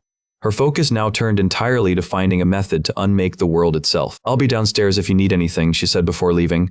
Once alone, Jack exhaled, his mind quietly calculating. He'd need to keep an eye on her, make sure to escape this realm before she figured out how to blow it to pieces. He knew it in his gut. If she ever discovered a way to destroy the world without his help, she'd cast him aside in an instant. After all, this was a woman who had lived 13 lives for a single obsession. Nothing could deter such persistence. Compared to her, Jack thought grimly, he was nothing more than a mischievous child with fireworks. He began arranging his equipment, metal shards, empty gun barrels, spare blades, everything scrounged into a makeshift workbench. The sight of an unloaded gun and a chipped knife soured his mood. He was incomplete without proper weapons. His mind flickered back with irritation, his old supply bag full of ammunition and tools left behind in his previous world, a careless mistake that still stung. But he swallowed the frustration with a dry laugh. He'd been through worse. There was a time he'd been dumped half dead in the snow with nothing but underwear. By comparison, this was luxury. Sharing a roof with a witch didn't sound that bad. After all, he had clothes, food, shelter, and a fully equipped bomb lab at his disposal. And to someone like Jack, it didn't matter what materials he used. Destruction, in his hands, was always inevitable. Thanks to his X++ skill, Jack can craft explosives from the strangest and most unlikely materials imaginable, turning even junk into deadly weapons with precision only he could manage. After a while, he finishes creating a batch of tear gas bombs, each one small, efficient, and unnervingly potent. They looked promising, almost too sophisticated for something put together from scraps, and it was all because of his skill amplifying every detail of his work. Jack keeps experimenting, testing the limits of what kinds of bombs he can make, his workshop filling with the faint scent of smoke and chemicals. Meanwhile, downstairs, Alice sits quietly, lost in her books, her calm presence a striking contrast to the chaos brewing above.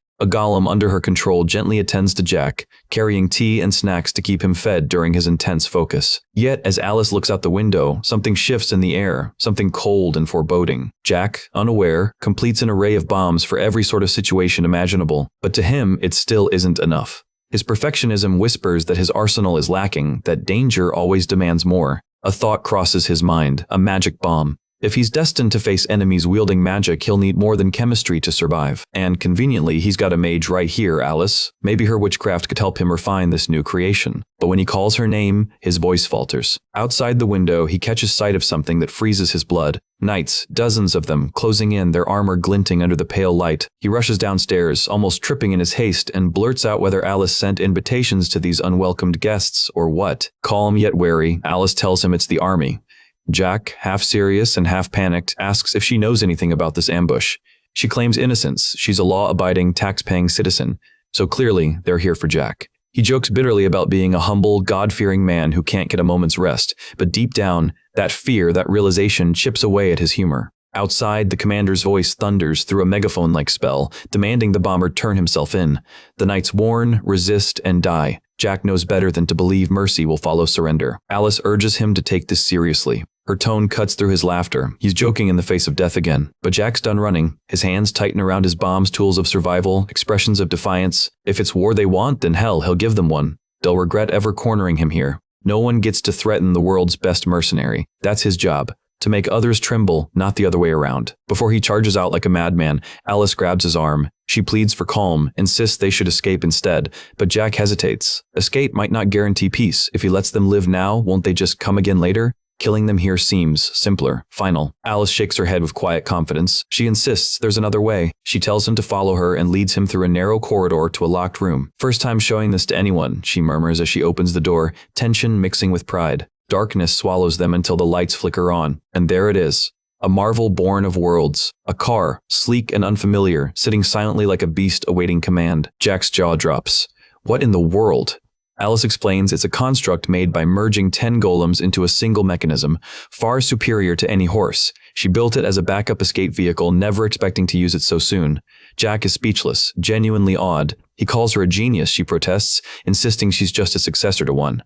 But in his eyes, she's brilliant beyond measure. His words make Alice's cheeks flush slightly. Genuine praise, simple, unfiltered, lingers longer than he realizes. Jack walks around the car, inspecting it like a child seeing a dragon up close, admiration shining in his eyes. Out of nowhere, Alice teases that he's a good guy. Jack agrees with a grin, especially with the ladies. Putting the banter aside, he tells her to pack fast. They'll give those soldiers a sight they'll never forget.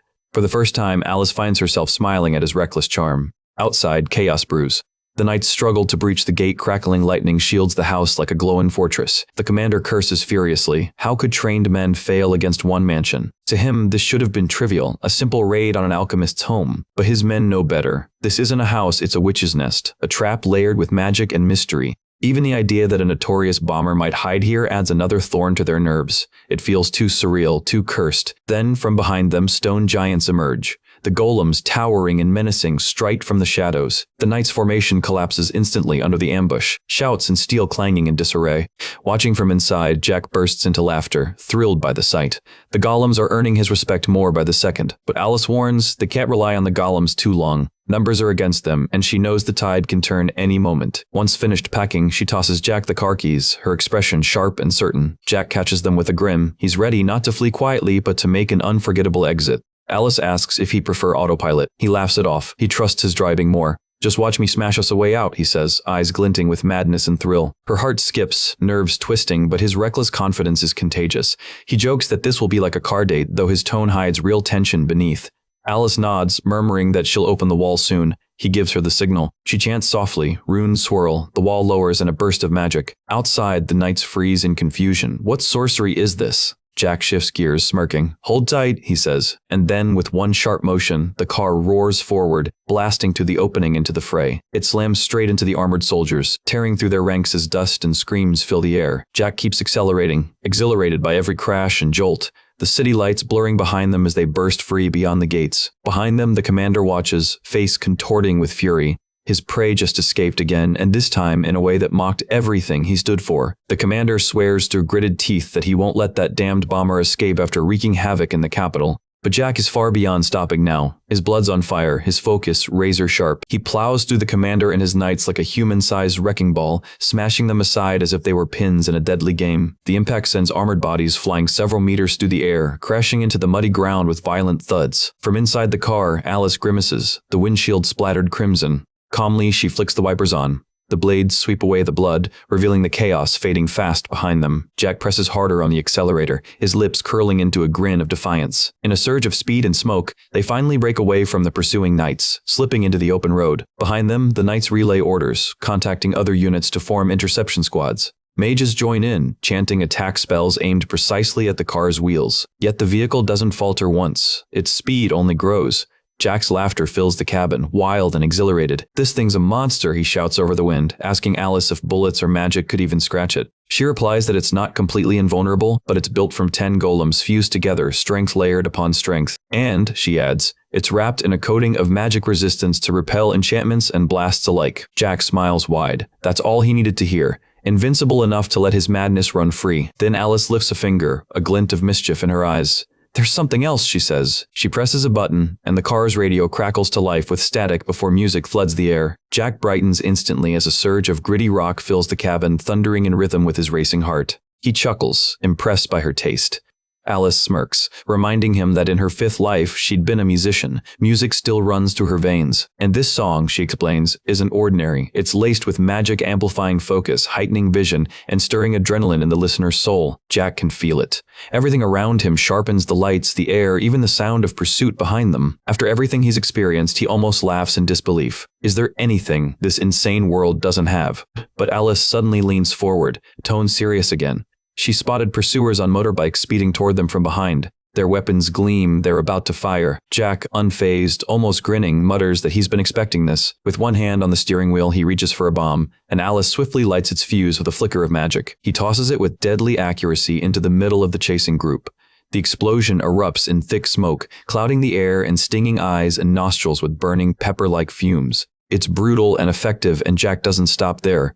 Once he's gained distance, he follows up with real bombs, igniting chaos behind them. There's no way those bikers will recover soon, but the peace is short-lived. More enemies appear in their rearview mirror, guns raised and already firing. Jack clenches the steering wheel and yanks it sharply. The car spins and smashes into a few of the riders, sending them careening off balance, before he shouts at Alice to find a way out of the city fast. She bites her lip and replies that the nearest exit is on the opposite side. Jack's jaw drops. Turning around now would cost precious seconds, slow them down, maybe even get them killed. Without hesitation, Alice closes her eyes and channels magic into the car. Jack feels the entire vehicle tremble, like something deep inside it has just awakened. Incredibly, the car's tires warp and transform, shifting into massive, flexible golem hands. They grip the ground and spin the entire car around 180 degrees in one smooth twist. Jack holds on tightly, eyes wide as the whole world whirls, then stills. Stunned, he bursts out, "What the hell did you just do?" Alice simply replies it was a golem command to rotate the car instantly.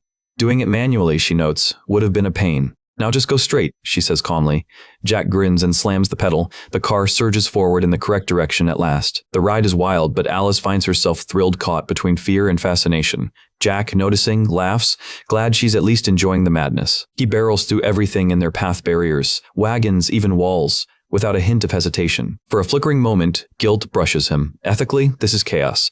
But personally, this might be the most fun he's had in his life, and he just doesn't care. Alice glances over and asks, half teasing if he likes the car. Jack laughs heartily. He loves it. If only he could take this beast back to his old world. Her grin widens at that. She says it can still be improved and invites him to share his future ideas for upgrades. Jack's eyes light up. He can't wait to see what this ride becomes next. But for now, a full barricade awaits ahead, lined with armored vehicles and soldiers bristling with weapons. Jack narrows his eyes, refusing doubt. He tells Alice he'll ram straight through, so she'd better hold tight. Alice urges him to wait, murmuring a new spell to reshape the car into an even sturdier, more aerodynamic form. As sparks of magic surge across the car's frame, Jack's fingers tighten on the wheel. His pulse races. He can't help but wonder what's she transforming it into this time. In the blink of an eye, the car's front morphs, its sleek curve stretching into a sharp, predatory point. It looks like the vehicle has grown metallic jaws, ready to devour anything ahead. Jack whistles, impressed. It's downright terrifying and undeniably cool. Alice, half proud and half anxious, asks if the new form will suffice. Jack grins and assures her it's perfect, exactly what they need. Then he slams the pedal, sending the car roaring forward again. The barricade looms closer, guards shouting and firing frantically, bullets ricocheting off the enchanted metal hull. But Jack doesn't flinch. He doesn't slow down for anyone. Even under a hail of bullets, their speed remains unbroken, the engine screaming defiance. As panic spreads, some guards try to fall back, but not fast enough. Jack plows through, scattering them like debris. One unfortunate soldier gets launched several meters into the air, and as he falls, Jack instinctively leans out just enough to catch him mid-motion. "You good there?" Jack asks, as if this scene of carnage were just another Tuesday. The guard blinks, utterly confused. His salvation feels more like a nightmare. Jack, unfazed, asks if the man's got extra ammo lying around. He's running low. Shaking, the guard nods and hands over his loaded weapon, desperate to trade it for whatever mercy just saved him. Jack snatches the gun and the ammo without missing a beat, gives a mock, "Thanks," and casually lets the man go, just like that. Chuckling, Jack tells Alice he's got himself a souvenir courtesy of their generous hosts. He even sounds touched by their hospitality. Alice calls him a clown for pulling such idiotic stunts mid-chaos. Jack shrugs. Being serious has never been his strength. Alice turns her gaze forward, cutting through his antics. "The city gate is close now," she says, pointing out toward the right, where the heavy barrier stands in their path. It's sealed tightly shut, but Jack's smirk returns. Locked gates are just invitations, and he's already decided he'll punch straight through. But before he can, a powerful aura slams into his senses. Another presence joins the fray. From the road ahead, a lone rider approaches. A woman on horseback, her eyes blazing with wrath. Jack can feel her killing intent pressing like a physical weight. It radiates off her in waves. He warns Alice that this one's no ordinary opponent. Alice confirms it. The rider is the city's knight captain, a kingdom's hero in her own right, and her signature weapon, a magic sword of terrifying power. Jack just scowls. He couldn't care less about titles or ranks. "Captain or not," he mutters. "She's going 6 feet under like the rest." His hand moves to his bombs. He hurls one after another, but the knight maneuvers gracefully, her horse weaving between explosions like flame and wind themselves. She dodges every blast, every spark. Not a single hit lands. Jack grits his teeth, then smirks, muttering that with reflexes like that, she'd make a better jockey than a knight. That beast she's riding, definitely something else. Alice quickly clarifies that it's no mere horse. It's a monster, kin to dragons, far faster and stronger than any normal mount. Escape, even by car, isn't an option. Jack teases her instead, asking if she's disappointed her prized vehicle is losing a race. Alice admits it with a flash of irritation. She hates losing even to magic beasts. The knight closes in, her presence now right beside the car, sword shimmering with light. She's preparing her strike. Jack waves casually, as if greeting an old friend. "Wanna hitch a ride?" he jokes. "You'll pay for what you've done," she snarls, fury twisting her words. Her blade arcs through the air with incredible speed, aimed straight for his face. The metal screeches as the slash cuts into the car's frame. Alice gasps in shock. Jack blinks, barely dodging death. For a tense moment, it seems over until the knight realizes her blade has stopped mid-swing. Alice stares in disbelief too. Jack's caught the weapon, with his bare hand. "Not bad," he says, examining it coolly. "Quite a sturdy sword you got here." Alice snaps, warning him to be careful. It's an enchanted sword, its destructive power beyond normal comprehension. One mistake could cost him his arm. The knight growls, demanding he release it immediately. Jack's grin spreads wider. Without letting go, he shifts gears, steering the car left with his foot, slamming its weight into the knight's path. The impact crushes her beastly mount between car and wall, bones snapping under the pressure. The knight chants rapidly, her sword bursting with runes of power, activating its core enchantment. Jack instantly lets go, instinct screaming at him to move. Using her dying mount as a springboard, the knight leaps skyward, evading the crushing blow in a desperate, powerful arc. Jack tilts his head, sneering, "Cold move, using your ride like that just to save yourself." His mockery overlaps perfectly with the moment his tires grind into the fallen creature's body. The knight glares, the hatred in her eyes deepening. "You and that filthy mouth of yours," she roars. "Shut it." And with that, she plunges her glowing sword straight down, piercing through the car's roof, fire and magic flaring at the point of impact. Jack stays unnervingly calm, watching the enchanted blade still burning through the roof.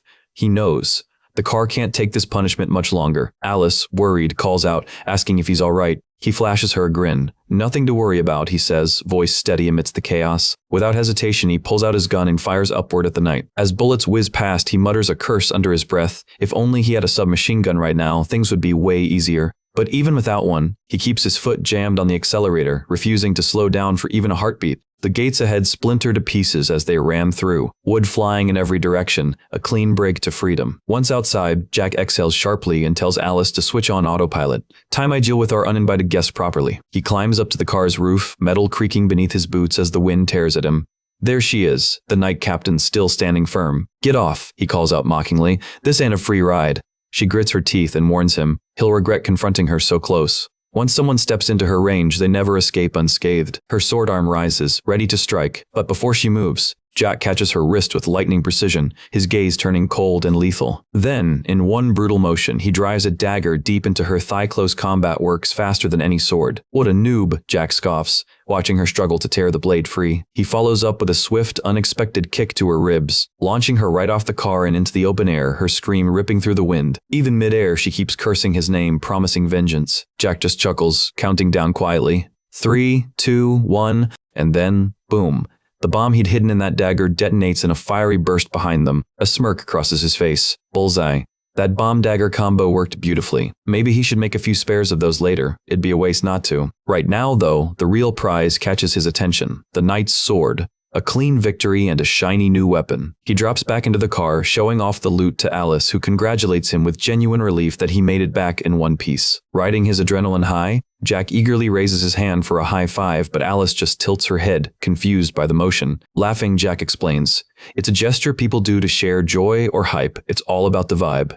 Alice listens intently, memorizing every word like a student taking notes. Then, curious and smiling, she tries it herself, palming his hand in a surprisingly enthusiastic high five. "You don't want to?" she teases gently, half shy. Jack pauses, then chuckles. Of course he does, they make a damn good team. Later, as the road smooths and silence settles in, Jack sighs wistfully. He misses wine and cigarettes from his old world. Alice reassures him they can stock up in the next town if they keep moving. Curious, Jack asks if this thing ever needs fuel.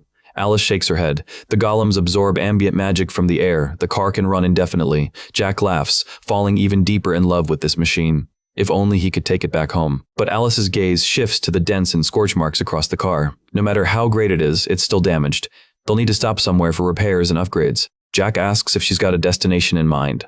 She nods. The best choice is the independent nation of Uriah, a cluster of southern cities governing themselves through 4 separate representatives. It's chaotic, but free. Jack smirks. Nothing about independent nations ever screams peace to him. Alice agrees. Uri is crawling with outlaws and criminal organizations, which makes it lawless but perfect for 2 fugitives like them. Plus, trade there is booming, tariffs low, and resources plentiful, ideal for gathering materials. The only issue, the trip takes 10 days by normal route, or 5 if they cross the danger zone. The danger zone, a forest crawling with powerful monsters. Ordinary travelers wouldn't step foot in there unless they had a death wish. Jack grins. They're anything but ordinary, so of course that's his pick. But part of him is curious why Alice seems so keen on it too. She lifts 3 fingers, eyes sparkling. 3 reasons, she says. First, Jack himself. He's ridiculously overpowered. Even famed heroes don't come close to his strength. The Knight Captain he just blew up, level 70. The average elite soldier sits around level 40. So, in short, Jack is completely off the charts. He knew he was strong, but this level of difference surprises even him. Alice continues. Second reason, she wants to level up too. If Jack slays strong monsters, she'll gain experience just by supporting him. It's a win-win. And lastly, the third reason, and the one Jack loves the most, they can harvest monster materials. Monster remains make perfect ingredients for new bomb types, she explains.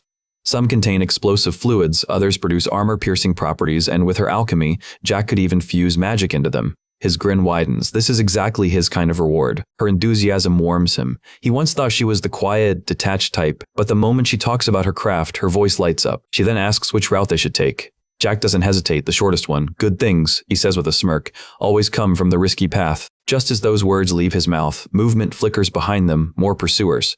Persistence really seems to be their specialty. He groans. It'd be great to have a few more weapons right about now. Alice, ever prepared, hands him a modified firearm she'd been tinkering with earlier. Jack laughs, impressed. It's like she can read his mind. Hang tight, he says as he steps outside again. Time to swat a few pests. This time, he creates distance from the car, careful not to let the beauty take another scratch while he handles the problem himself. The moment the pursuers spot Jack approaching on foot, their immediate reaction is panic. They open fire without hesitation. Bullets whistle past, but Jack barely flinches, his body swaying nimbly between each shot. He grins mockingly, muttering that this world's shooters really need some decent training. Do these guys ever practice? He sneers. Or do they just nap all day in the barracks? With a sharp exhale, he lifts his gun.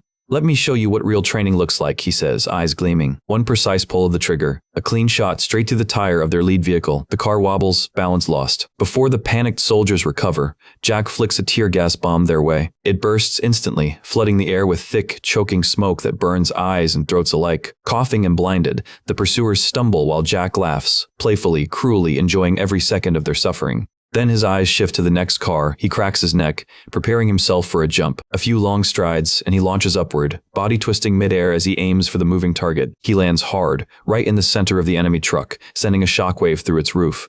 The men inside shout in disbelief. Jack doesn't give them so much as a breath. His fist flies forward, cracking into a soldier's face with the sound of breaking bone. He flinches slightly. The blow was stronger than intended. Blood sprays across his cheek and blurs his vision. Control still isn't his strong suit. Ever since that brawl with the gatekeepers, he's been trying to restrain his strength, but clearly there's still work to do. Gritting his teeth, he thrusts his bare hand straight into the windshield, shattering it like paper. Reaching through, he catches the driver by the throat, fingers tightening until the man's cries fall silent. The car swerves wildly, crashes, and rolls in a hail of sparks. When the wreck finally rests, only Jack climbs out, completely unharmed. One enemy group down, but another still races behind him. He turns toward them, walking right into their path with deadly calm. Here's your grand opening, he murmurs, then fires a bullet clean through one man's skull. When the dust settles, none of the pursuers are left standing. Whistling softly, Jack rummages through the wreckage, picking up whatever seems valuable.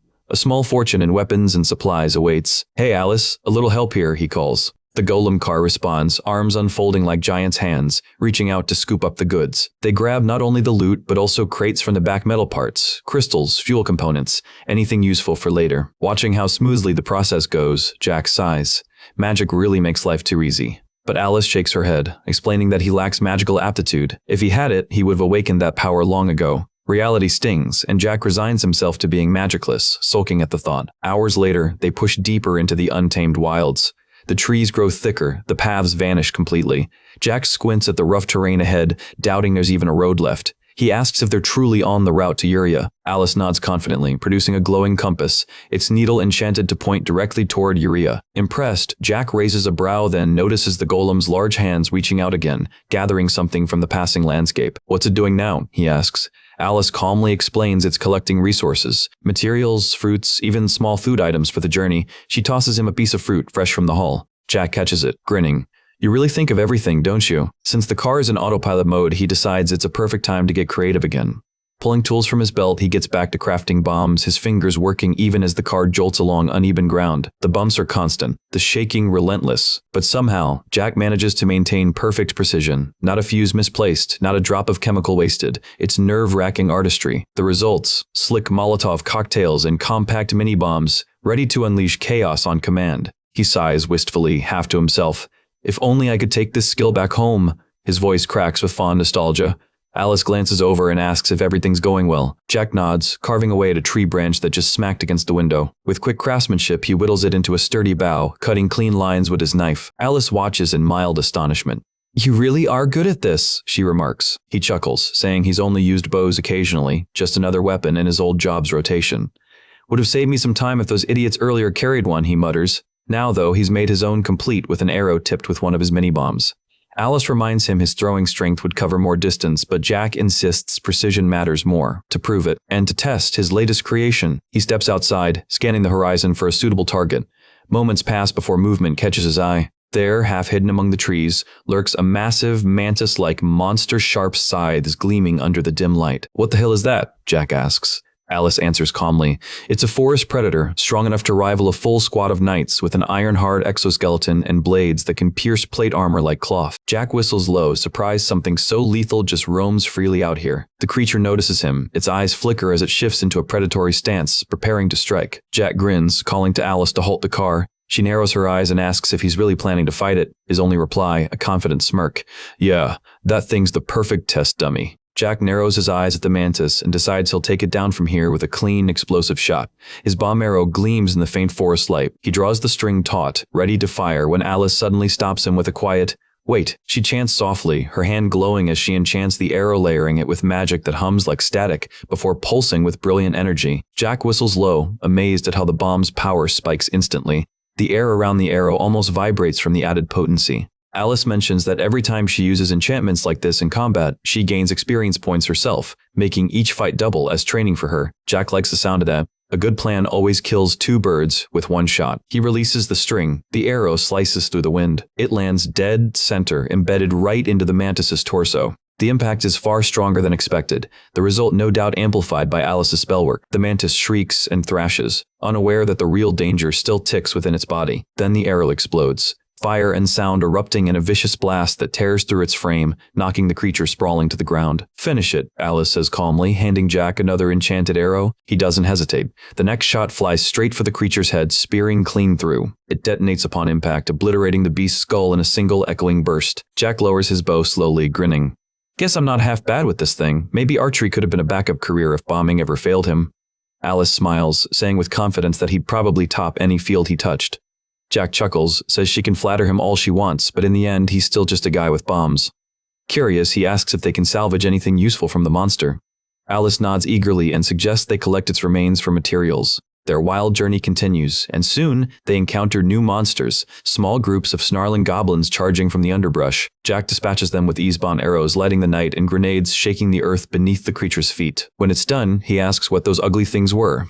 Alice explains they're goblins, cowardly but vicious in packs. Not long after, another adversary appears, a wild boar monster, massive and furious. Jack fires 2 arrows in quick succession, both slamming into the beast, but it keeps charging like a tank, despite the smoking holes in its hide. Alice notes grimly that as long as it remains standing, a boar like that won't stop until it collapses entirely. She tries to pit her golem's strength against it, curious about the limits of her construct, but the boar crushes the golem's arm effortlessly, its strength overwhelming. The message is clear. Her golems can't handle it at this level. She herself needs more growth. Jack stares as the wounded beast turns back toward them, snorting steam. It digs into the ground, ready for another charge. Jack smirks. Perfect chance to test something new. He grabs the magic explosive he'd made earlier from Alice's mistake recipe. He hurls it, and the detonation hits harder than expected, tearing into the boar with devastating force. Jack laughs, impressed. "Guess that failed formula wasn't such a fail after all." Alice frowns thoughtfully. "It might have just been luck," she warns. "Faulty bombs can misfire or backfire unpredictably. He'd better be cautious." "Unstable, huh? Makes it more fun," Jack replies, intrigued as they drive deeper. The road ahead brings wave after wave of beasts, serpentine monsters slithering through the shadows, hulking bear-like creatures tearing through trees, and even giant turtles lumbering across their path like living fortresses. Jack laughs dryly that it's starting to feel like a full-on monster parade. There's no way they're camping out here tonight. Alice, though, is beaming slightly. Every battle pushes her level higher. Jack notices and asks what level she's reached now. When they first met, she says she was level 21. Now? 28. Jack blinks. Not as fast as his pace, he thinks, but still solid progress. Alice quickly points out that it's a huge climb. His absurd explosion spree back in the capital was a one-time level feast. Jack laughs it off, checking his own stats just out of curiosity. His grin fades, he's only gone up 1 level. Alice snickers, explaining that the stronger one gets, the steeper the climb. Each new level demands more effort. She then hands him bullets infused with her magic. Every monster he fells using her enchanted weapons will boost her strength too. So she's counting on him. Jack nods approvingly. That suits him fine. He doesn't plan on acting like her protector forever. They're equals, allies bound by convenience and respect. Still, he'll make sure she's safe long enough to stand on her own feet. For now, while he wipes out the threats, he keeps one goal in mind, making sure she grows capable enough to hold her ground without him. Escort missions, though, he mutters under his breath, never been his thing. Still, she's proving her worth. The forest grows eerily quiet. Too quiet. The kind that prickles the skin and silences laughter. Alice tightens her grip on her spellbook, warning Jack not to relax just yet. She's been using her downtime to enhance a few of his bombs further. Jack picks one up, inspecting it, and his eyes widen at the power humming within the casing. The enchantments have seriously leveled it up. "What'd you do?" he asks, intrigued. Alice explains how she adjusted its magical attributes to broaden its reach. Now, not only are the bombs stronger, she says, they can even harm enemies immune to physical attacks. Jack grins wide, anticipation sparking. Now that's my kind of upgrade. Jack finds it remarkably useful thanks to Alice. He now has the ability to craft magic bombs. The idea alone sends a thrill through him, a dangerous curiosity glimmering in his eyes. Out of sheer curiosity, he asks her if she's figured out a way to destroy the world. The question hangs in the air like a spark before an explosion. Alice's expression dims. She admits softly that she hasn't thought of a method yet. After all, destroying the world is not something one can do overnight.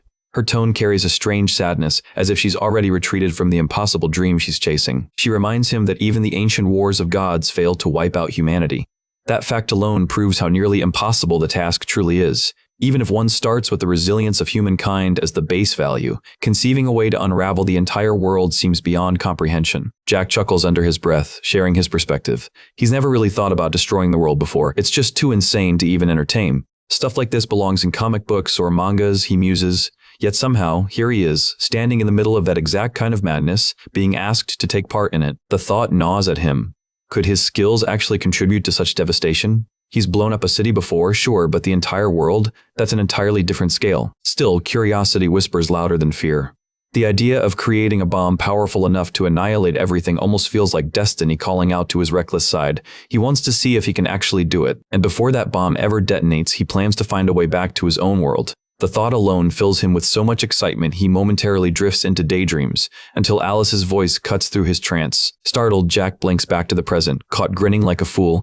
His sudden burst of happiness leaves Alice momentarily puzzled. Then Alice smirks knowingly, her tone teasing. She remarks that it seems she'll be receiving plenty of help from Jack after all. He fires back the cooperation goes both ways, and while they plot the world's end, she'd better not forget about helping him research return magic. It's a life and death matter for him after all.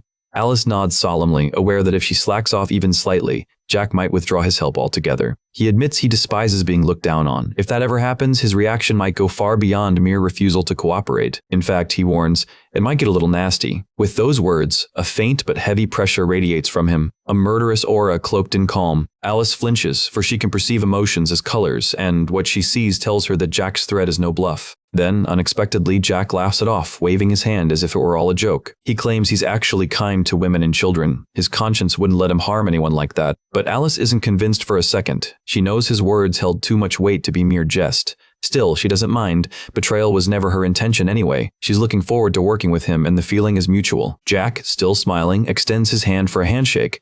But Alice raises both of hers instead, an almost ceremonial gesture. Her expression remains serious as she holds her palms up for a high five. Jack chuckles at her eccentricity and indulges her.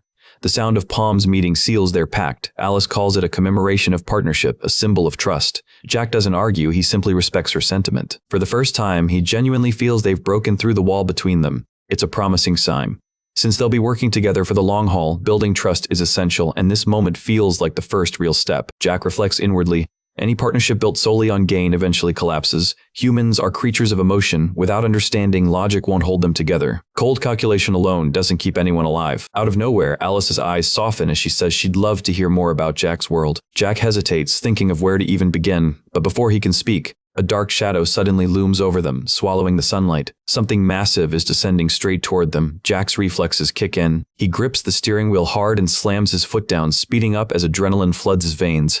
Alice barely has time to brace herself, wondering what's gotten into him. She clings tightly, eyes wide, demanding to know why he's panicking. But then, she senses it too. The thing Jack feared is closing in much faster than he hoped. And then they see it, a colossal dragon hovering in front of their path, its wings spreading wide enough to blot out the sky. The air trembles as it descends, every beat of its wings rattling the ground beneath them. Alice gasps, quickly announcing that dragons in this world are apex predators, living calamities. She warns Jack that if they don't run, they'll die. But instead of fear, Jack feels a crazed thrill rising in his chest. Facing such danger ignites something wild inside him. He swerves sharply, spinning the car around to flee in the opposite direction, a desperate, reckless maneuver. To him, dragons are the ultimate fantasy cliché made real. And now that he's staring one down, he can't resist the rush. He orders Alice to take the wheel while he buys them time. With precision and nerve, he readies his bow and draws the string taut, aiming straight at the dragon's skull. But the beast dives too quickly, forcing him to release at the very last heartbeat, his arrow slicing through the air toward the dragon's eye. The dragon flinches, momentarily staggering from the hit, its claw barely missing them. Jack squints through the smoke. "Did we get it?" he mutters, but the answer comes soon enough. The monster growls and locks its gaze back on them. The arrow missed its eye by mere inches. Jack curses under his breath, wishing for a rocket launcher more than anything. Alice hurriedly explains that dragon scales are layered with defensive magic. Ordinary attacks are useless. Jack grits his teeth, thinking this area was supposed to be within his level range. Alice adds that their encounter is sheer bad luck. Dragons don't even live in these forests. Jack bursts into laughter, half mad with adrenaline. The fact that this monstrous lizard came all this way almost flatters him. But there's no time to entertain his new fan, especially since the dragon doesn't seem patient enough for casual banter. He hurls a cluster of bombs at the creature's massive claw as it bears down on them. The explosions erupt just in time, throwing debris and saving their lives by a hair's breadth. Yet the beast's rage doesn't wane. It smashes into the ground, shattering the rocks beneath them. Jack's relief turns to horror as jagged stones rain down over their heads. He barely dodges the flying debris, his frustration boiling into hatred for the dragon, but the dragon couldn't care less. It lives for destruction, single-minded in its thirst to crush them completely. With a roar that shakes the earth to its core, it unleashes its fury upon them. Jack, caught between terror and exhilaration, curses back and retaliates with another barrage of bombs, his defiance echoing in the fiery chaos surrounding them. Jack refuses to lose to a giant dumb lizard. His pride burns hotter than the dragon's fire. After all, he's the bomber who once wiped an entire city off the map. No overgrown reptile is going to humiliate him today. With a mad grin, he hurls a mix of bombs straight into the dragon's gaping mouth. The creature, certain it had cornered its prey, opens wide to swallow him whole. But in that instant, the bombs detonate inside its throat, blooming flames and smoke from within. The dragon's triumphant roar turns into a guttural, pained scream that shakes the very heavens. The mighty beast finally suffers real damage. Its massive body convulses midair. For the first time, there's a crack in its unstoppable image. Jack leaps with pure joy, shouting victoriously. His tear gas explosive combination worked like a charm, his masterpiece of chaos. If the dragon wants another taste, he's ready to serve seconds. His blood sings with adrenaline. Laughing, Jack taunts the wounded beast, flaunting his bombs like trophies. He's enjoying every second of this lethal dance. But Alice's sharp cry cuts through his euphoria. "Jack, ahead!" she yells. He turns, and his excitement turns to ice. The path has vanished, replaced by the vast emptiness of a cliff yawning before them. He shouts in disbelief, demanding if she's sure the route she described was right. Alice snaps back. They got lost during the chase. Now, with a dragon behind them and a dead end ahead, their luck has run out. With driving off the cliff out of the question, Jack thinks fast. Maybe they can dive into the forest and lose the beast there. But before he can act, the dragon's claw slams into the back of the car, ripping through metal like paper, leaving a gaping hole. Jack curses furiously, vowing to make this scaly menace pay for the damage. Alice tries to cast a spell, her hands weaving fast as she attempts to lift the car from danger. But panic flickers in her eyes. Her golems won't respond. The dragon's strike must have shattered their control cores. Jack's worst fear realized, he can see the dread flickering across Alice's face. Without another thought, Jack throws the door open and steps out into the chaos, facing the monster himself. His gaze locks on the dragon's huge, glowing eyes, defiance blazing in his own. The creature sneers, moving its claw to haul the entire car upward, as if mocking his struggle. Jack and Alice cling on for dear life as the car swings in midair, groaning under the pressure. The dragon seems to be laughing, enjoying the spectacle. Anger erupts in Jack's chest. He's no one's plaything. His mind races, searching for any opening, any method that could hurt the beast. Nothing seemed to work, none of his bombs, not even his best shots. There's only one desperate option left, and it's the last thing he'd ever wanted to try. Doubt gnaws at him, but there's no time for hesitation. He has to risk it. Jack clenches his fist. Then, fueled by pure instinct and fury, he charges forward and throws a punch at the dragon's claw. Every muscle in his body screams as he pours everything he has into that strike. No bombs, no tricks, just raw power. His bare knuckles collide with the dragon's claw with a deafening crack. The shockwave ripples outward, and against all odds, he breaks it. The dragon's claw snaps, fragments flying in every direction. The beast howls in disbelief, releasing the car from its grasp. Freedom comes in a free fall. Jack basks in the impossible triumph, a wild grin splitting his face. He actually made the dragon retreat. Its massive form takes off, wounded pride forcing it into retreat. Jack laughs triumphantly, convinced his level is reaching monstrous heights. But Alice's trembling voice brings him crashing back. She points downwards. They're falling, straight off the cliff. Jack's heart sinks. There's nothing they can do but brace for the inevitable. The whole world spins as gravity claims them. Then, a splash. The car crashes into a rushing river far below, water exploding around them. Jack's powerful body endures the impact thanks to his stats. He bursts to the surface, gasping for air. Without a moment's pause, he swims toward the half-sunken car, eyes locked on Alice. He drags the wreck to shore, pulling her limp body out, his arms trembling from exhaustion but unwilling to stop. She's alive, but barely. They're both covered in mud and soaked to the bone, stranded in this nightmarish wilderness. Thankfully, Alice only has a broken arm. It could have been far worse. Jack carefully patches her wound and sighs in relief. Her breathing is steady, though she remains unconscious. His wounds are trivial. They've already vanished, healed by his high stats. He's sure Alice used some kind of magic mid-fall to cushion them.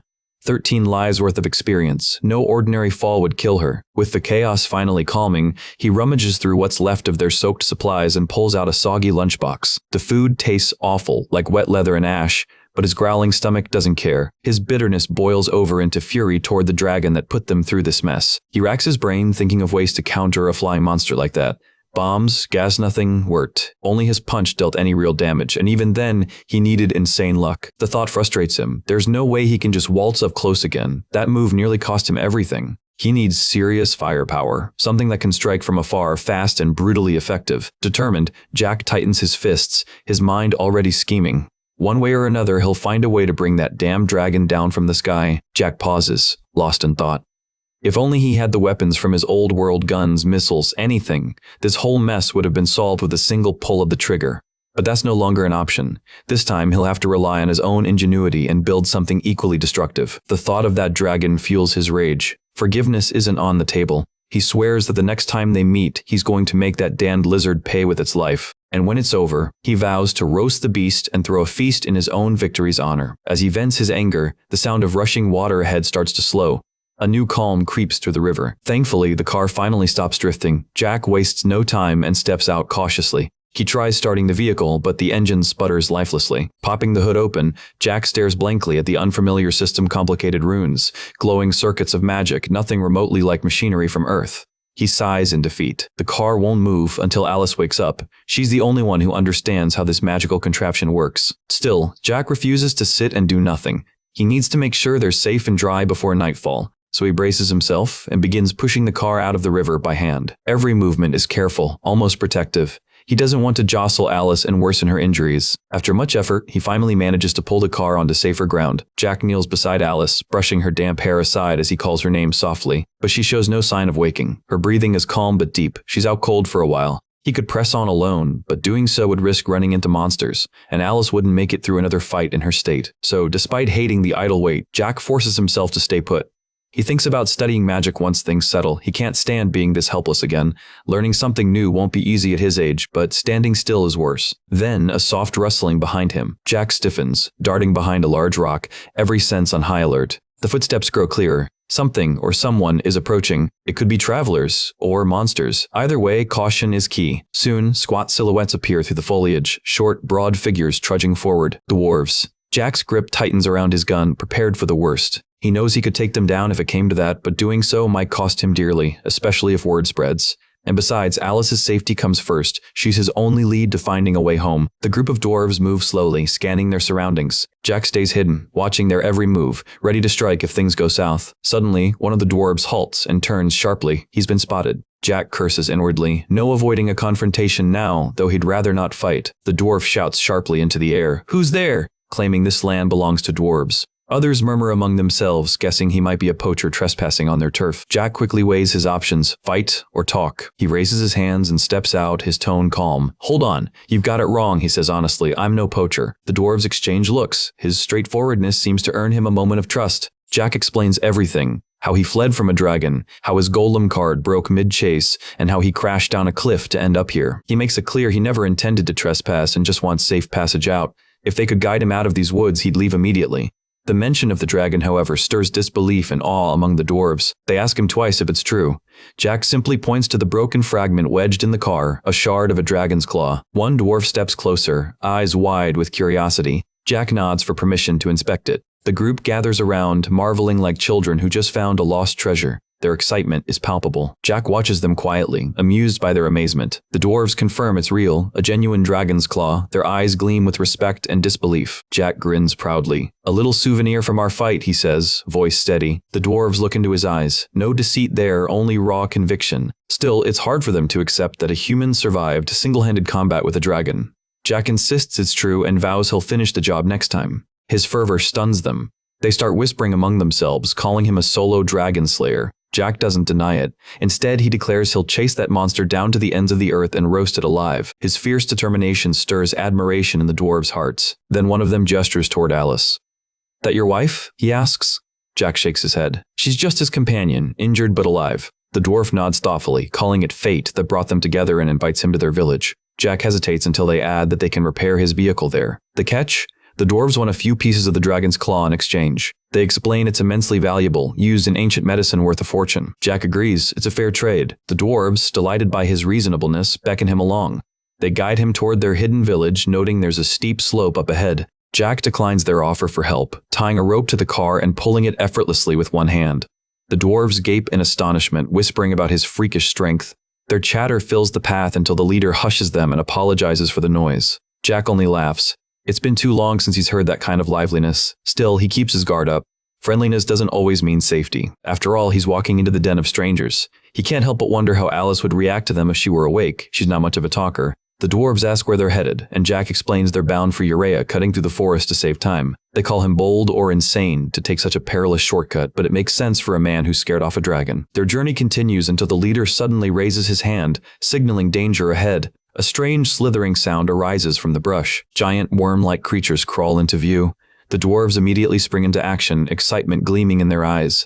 They shout cheerfully that it's going to be a great haul today, a feast is guaranteed. Without hesitation, they charge into battle, moving in perfect sync. It's clear these hunters have faced such monsters countless times before. Jack watched curiously as the dwarves charged off to battle the worm-like creatures. He called out, asking if they actually ate those things or wanted his help, but they just waved him off, telling him to stay back and guard the girl instead. Grateful for the warning, Jack nodded and kept watch. Before long, the dwarves returned victorious, dragging their prey behind them. Then, with cheerful chatter, they continued escorting Jack toward their underground home. When they finally arrived, Jack's eyes widened in awe. Before him stretched an enormous subterranean civilization, glowing with lanterns embedded into the rock walls. Shafts of light poured through narrow openings in the ceiling above, small cracks that allowed sunlight to pierce the underground gloom. The sight was unlike anything he'd ever seen before. The dwarf who'd led the group welcomed him warmly, urging him to make himself comfortable. As they walked deeper into the settlement, Jack noticed how every passing dwarf smiled and greeted them with genuine friendliness. Still, there were no elves, humans, or any other races around, just dwarves. That alone told him that outsiders almost never make it this far underground. It was probably why no one here had heard of him or his dangerous reputation. Even so, Jack stayed cautious. He knew how quickly hospitality could turn into hostility when you stood out as different among another race. But his unease slowly melted as he caught the warm glint of sincerity in their eyes. These dwarves didn't seem to bear any malice. The dwarf escorting him mentioned introducing Jack to their elder. Jack nodded, agreeing. When they arrived at a massive stone hall carved into the mountain wall, the dwarf advised him to have Alice treated first, but Jack insisted on keeping her close. For now, they were only here to meet the elder. He lifted her gently onto his shoulder, determined not to leave her side for even a moment. She was far too valuable and irreplaceable. If danger appeared, he needed to be ready to protect her. The dwarf offered to have someone watch over their luggage instead. Jack waved a hand indifferently. He didn't mind. Which was entirely because if someone dared steal his things, he could always reclaim them by force. He'd already run through every contingency plan in his head, enough to make the surrounding dwarves feel a subtle chill in the air. Still, Jack didn't think he'd need to worry much. The dwarves seemed honest enough, their eyes clear of deceit. As they entered the elder's chamber, his escort called out, "Father, we have guests." The elder's deep voice answered, inviting them to sit. Jack lowered Alice gently near him as he took a seat across the venerable dwarf, who sat upright with a composed smile. Jack quickly noticed his host was the father of his escort. The son explained he brought a human man and woman who'd fallen into their territory. Jack introduced himself and Alice, giving a quick summary of how they ended up here after the dragon attack.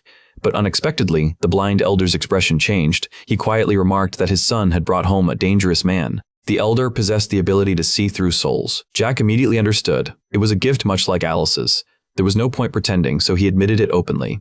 He told the elder he wasn't a pure-hearted man, nor one who'd ever walked the righteous path. The elder chuckled, calling him a smooth talker, and assured him that they didn't judge outsiders. The dwarves cared little for the surface world. They only minded what happens within their realm. Jack appreciated the elder's honesty. For someone who could look through souls, the old dwarf didn't pry where it wasn't needed. When asked why he came, Jack explained about Alice's treatment and the car repairs, mentioning that he'd fairly compensated them already. The elder's son then revealed the dragon claw Jack carried, confirming its authenticity. The elder examined it, astonished, before questioning whether Jack might have found it by accident. Jack's sharp tone. After a pause, the elder revealed troubling news. The same dragon had been spotted near their mountains about 10 days ago. It wasn't a local, it was a rogue beast exiled by its kind. And when it roamed, it devoured anything it saw, even dwarves. Silence fell over the room. Jack frowned, irritated. He could sense there was more the elder wanted to say, so he urged him to come clean. The elder smirked, complimenting Jack's sharp instincts. Jack wasn't in the mood for word games. He demanded the old man get straight to the point. The elder's son whispered a warning to respect his father, but Jack ignored it. Grabbing the elder's collar, he growled that he hated being used, and if the dwarf wanted a favor, he ought to say it clearly. The elder blinked, then laughed softly and apologized. But before Jack could ease his grip, the old dwarf suddenly swung a dagger at him, a lightning-fast strike. The blade whooshed past his cheek as Jack barely dodged it. The dwarf lunged again, aiming straight for Jack's throat. Jack instinctively grabbed his arm, twisting it just enough to throw the elder off balance. In that breath of opportunity, Jack pulled out his gun and pointed it at the dwarf's neck. The whole room froze. His voice turned cold as steel. "Don't think I'll go easy on you just because you're blind." The elder stopped, then slowly stepped back, resheathing his blade and breaking into laughter instead. "Forgive me," he said, grinning. "Just a little test. You learn the truth about a man quickest when blades cross. Didn't think your reflexes would be that sharp, though." Jack blinked in disbelief, lowering his gun slightly. Was this old dwarf serious? He turned to the son, demanding an explanation. The younger dwarf sighed, embarrassed. "My father's just passionate about fighting. He can't resist testing anyone strong." Jack exhaled sharply, visibly annoyed by the eccentric old man's theatrics. But the elder only praised him further, calling him an exceptional warrior, one who relied not just on power but skill and instinct. Laughing heartily, the elder declared Jack a welcome guest of their village now that he passed the trial. Even his son was stunned by the unexpected duel. Time passed, and later Alice stirred from her deep sleep, awakening in a soft bed beneath a stone ceiling. Jack was nearby, seated in a wooden chair. When he saw her eyes open, a hint of relief crossed his face. "Finally awake? Sleep well?" "Good morning," Alice replied softly. He immediately asked how she was feeling. "Just a broken bone," she said matter-of-factly. Jack winced, guilt tightening in his chest. He told her she'd been hurt during their fall and apologized for not protecting her better. She only smiled faintly, reassuring him it wasn't his fault. With a flicker of magic, she began to heal, her hands glowing softly as bones reset beneath her pale skin. Within moments, her arm was fully restored as if nothing had happened. Jack stared in awe, genuinely impressed by her effortless recovery. She explained with a wry smile. "My third life was as a healer, so injuries have never really been a problem." Jack called it convenient. She then looked around, asking where they were. Jack told her everything, how they'd ended up in a dwarven village, how he met the miners underground, and how they treated him like royalty. Alice nodded knowingly. It made sense. Dwarves respected power above all. Smirking, Jack added that he'd even earned trophies and trinkets from them, almost like some folk hero. Alice laughed, saying they'd probably overloaded him with food. But Jack wasn't done. He mentioned the dwarves were holding a feast in their honor tomorrow. They were ecstatic about a dragon hunt. That caught Alice off guard. Jack casually explained he'd already accepted their request to slay the dragon, something he was eager to do anyway. Alice agreed, noting it would benefit them both in the long run. Jack grinned, puffing on a herbal cigar the dwarves had gifted him. He bragged that the elder turned out to be a solid guy. He'd used a fragment of the dragon's claw as a bargaining chip, and in return, they'd repair their vehicle, forge him new weapons, and even stock him up with dwarven booze and cigars. "Not the best stuff," he chuckled, exhaling a wisp of herbal smoke, "but it'll do perfectly fine for now." For the first time in what feels like ages, the world seems a little brighter to Jack. Maybe it's the safety of the dwarves' village, or maybe it's the faint smell of booze in the air, but things are finally starting to look up. Alice eyes the drink curiously as Jack pours it, and he teases her lightly, asking if she can even handle alcohol. She smirks faintly, replying that a little won't hurt. So Jack pours 2 glasses, their amber glow reflecting off the stone lamp nearby. "What should we toast to?" he asks. Alice pauses for a moment, tapping her chin before replying dryly, "To the dragon's short life." Jack laughs, raising his glass high. "Now that's a damn good reason." The 2 clink glasses, their laughter echoing softly through the stone hall as they share the drink like comrades before a war. Later, Jack heads out, a few tools in hand, to check on things. He finds Alice already busy. She's surrounded by dwarves, commanding small golems with effortless precision as they work together on repairing the car. She's even embedding magic stones into the vehicle, adding new functions and reinforcing its body. Jack chuckles. She's getting along surprisingly well with the dwarves, quite the opposite of what he expected. "How's the repair going?" he calls out. Alice looks up and replies that it's running smoothly. The dwarves are incredibly skilled and generous with their help, providing both mana and resources. She's been experimenting with some new ideas, too. Jack grins, eager to see the finished product. Alice, without looking up, tells him to stay focused on crafting bombs. He'll need plenty for the dragon hunt. Taking the cue, Jack sits down with all his tools, spread across a workbench built from solid stone. His mind races with possibilities. With the materials looted from earlier hunts and more gifted by the dwarves, he could amplify his bomb's power drastically. Maybe, just maybe, enough to bring down a dragon. Hours pass, and Alice eventually comes to check on him. The air smells faintly of metal and smoke. Jack proudly shows her what he's made. A set of dragon claw bombs, each one packing power levels exceeding 10,000, capable of piercing even the toughest magical defenses. But he didn't stop there. He infused the explosives with a magic conductive fluid, pushing their destructive potential to near the level of his infamous city core bomb. And then came a stroke of inspiration. Jack unveils his latest idea, adhesive bombs made using slimes. Alice blinks, baffled that he could weaponize something as trivial as a slime. But then realization dawns. It's actually ingenious. The slime coating would make targets far more vulnerable to magic. Combined with enchanted explosives, the strategy could easily crack through the dragon's defenses. Yet she can't help expressing surprise. In theory, slime bombs should be too unstable and weak to function. So, how did his version actually work? She asks him about the ratios. Jack explains his formula in detail. It makes absolutely no sense to her whatsoever. She shakes her head, remarking that only his peculiar skill could make such nonsense function properly. Jack grins, agreeing completely. Whether the ratios make sense or not doesn't matter. What matters is the result. Back in his world, getting the proportions wrong could have blown him to bits, but here, he's free to push boundaries and experiment recklessly. So he goes all in, crafting several experimental prototypes, some with barely a 1% chance of success, if that. Each one more unstable, more dangerous than the last. With curiosity burning in his eyes, he tosses one of them into the testing pit. The moment it lands, boom. The explosion rips through the air with perfect precision. Smoke clears, and Jack can't help but grin like a proud madman. Every single bomb works.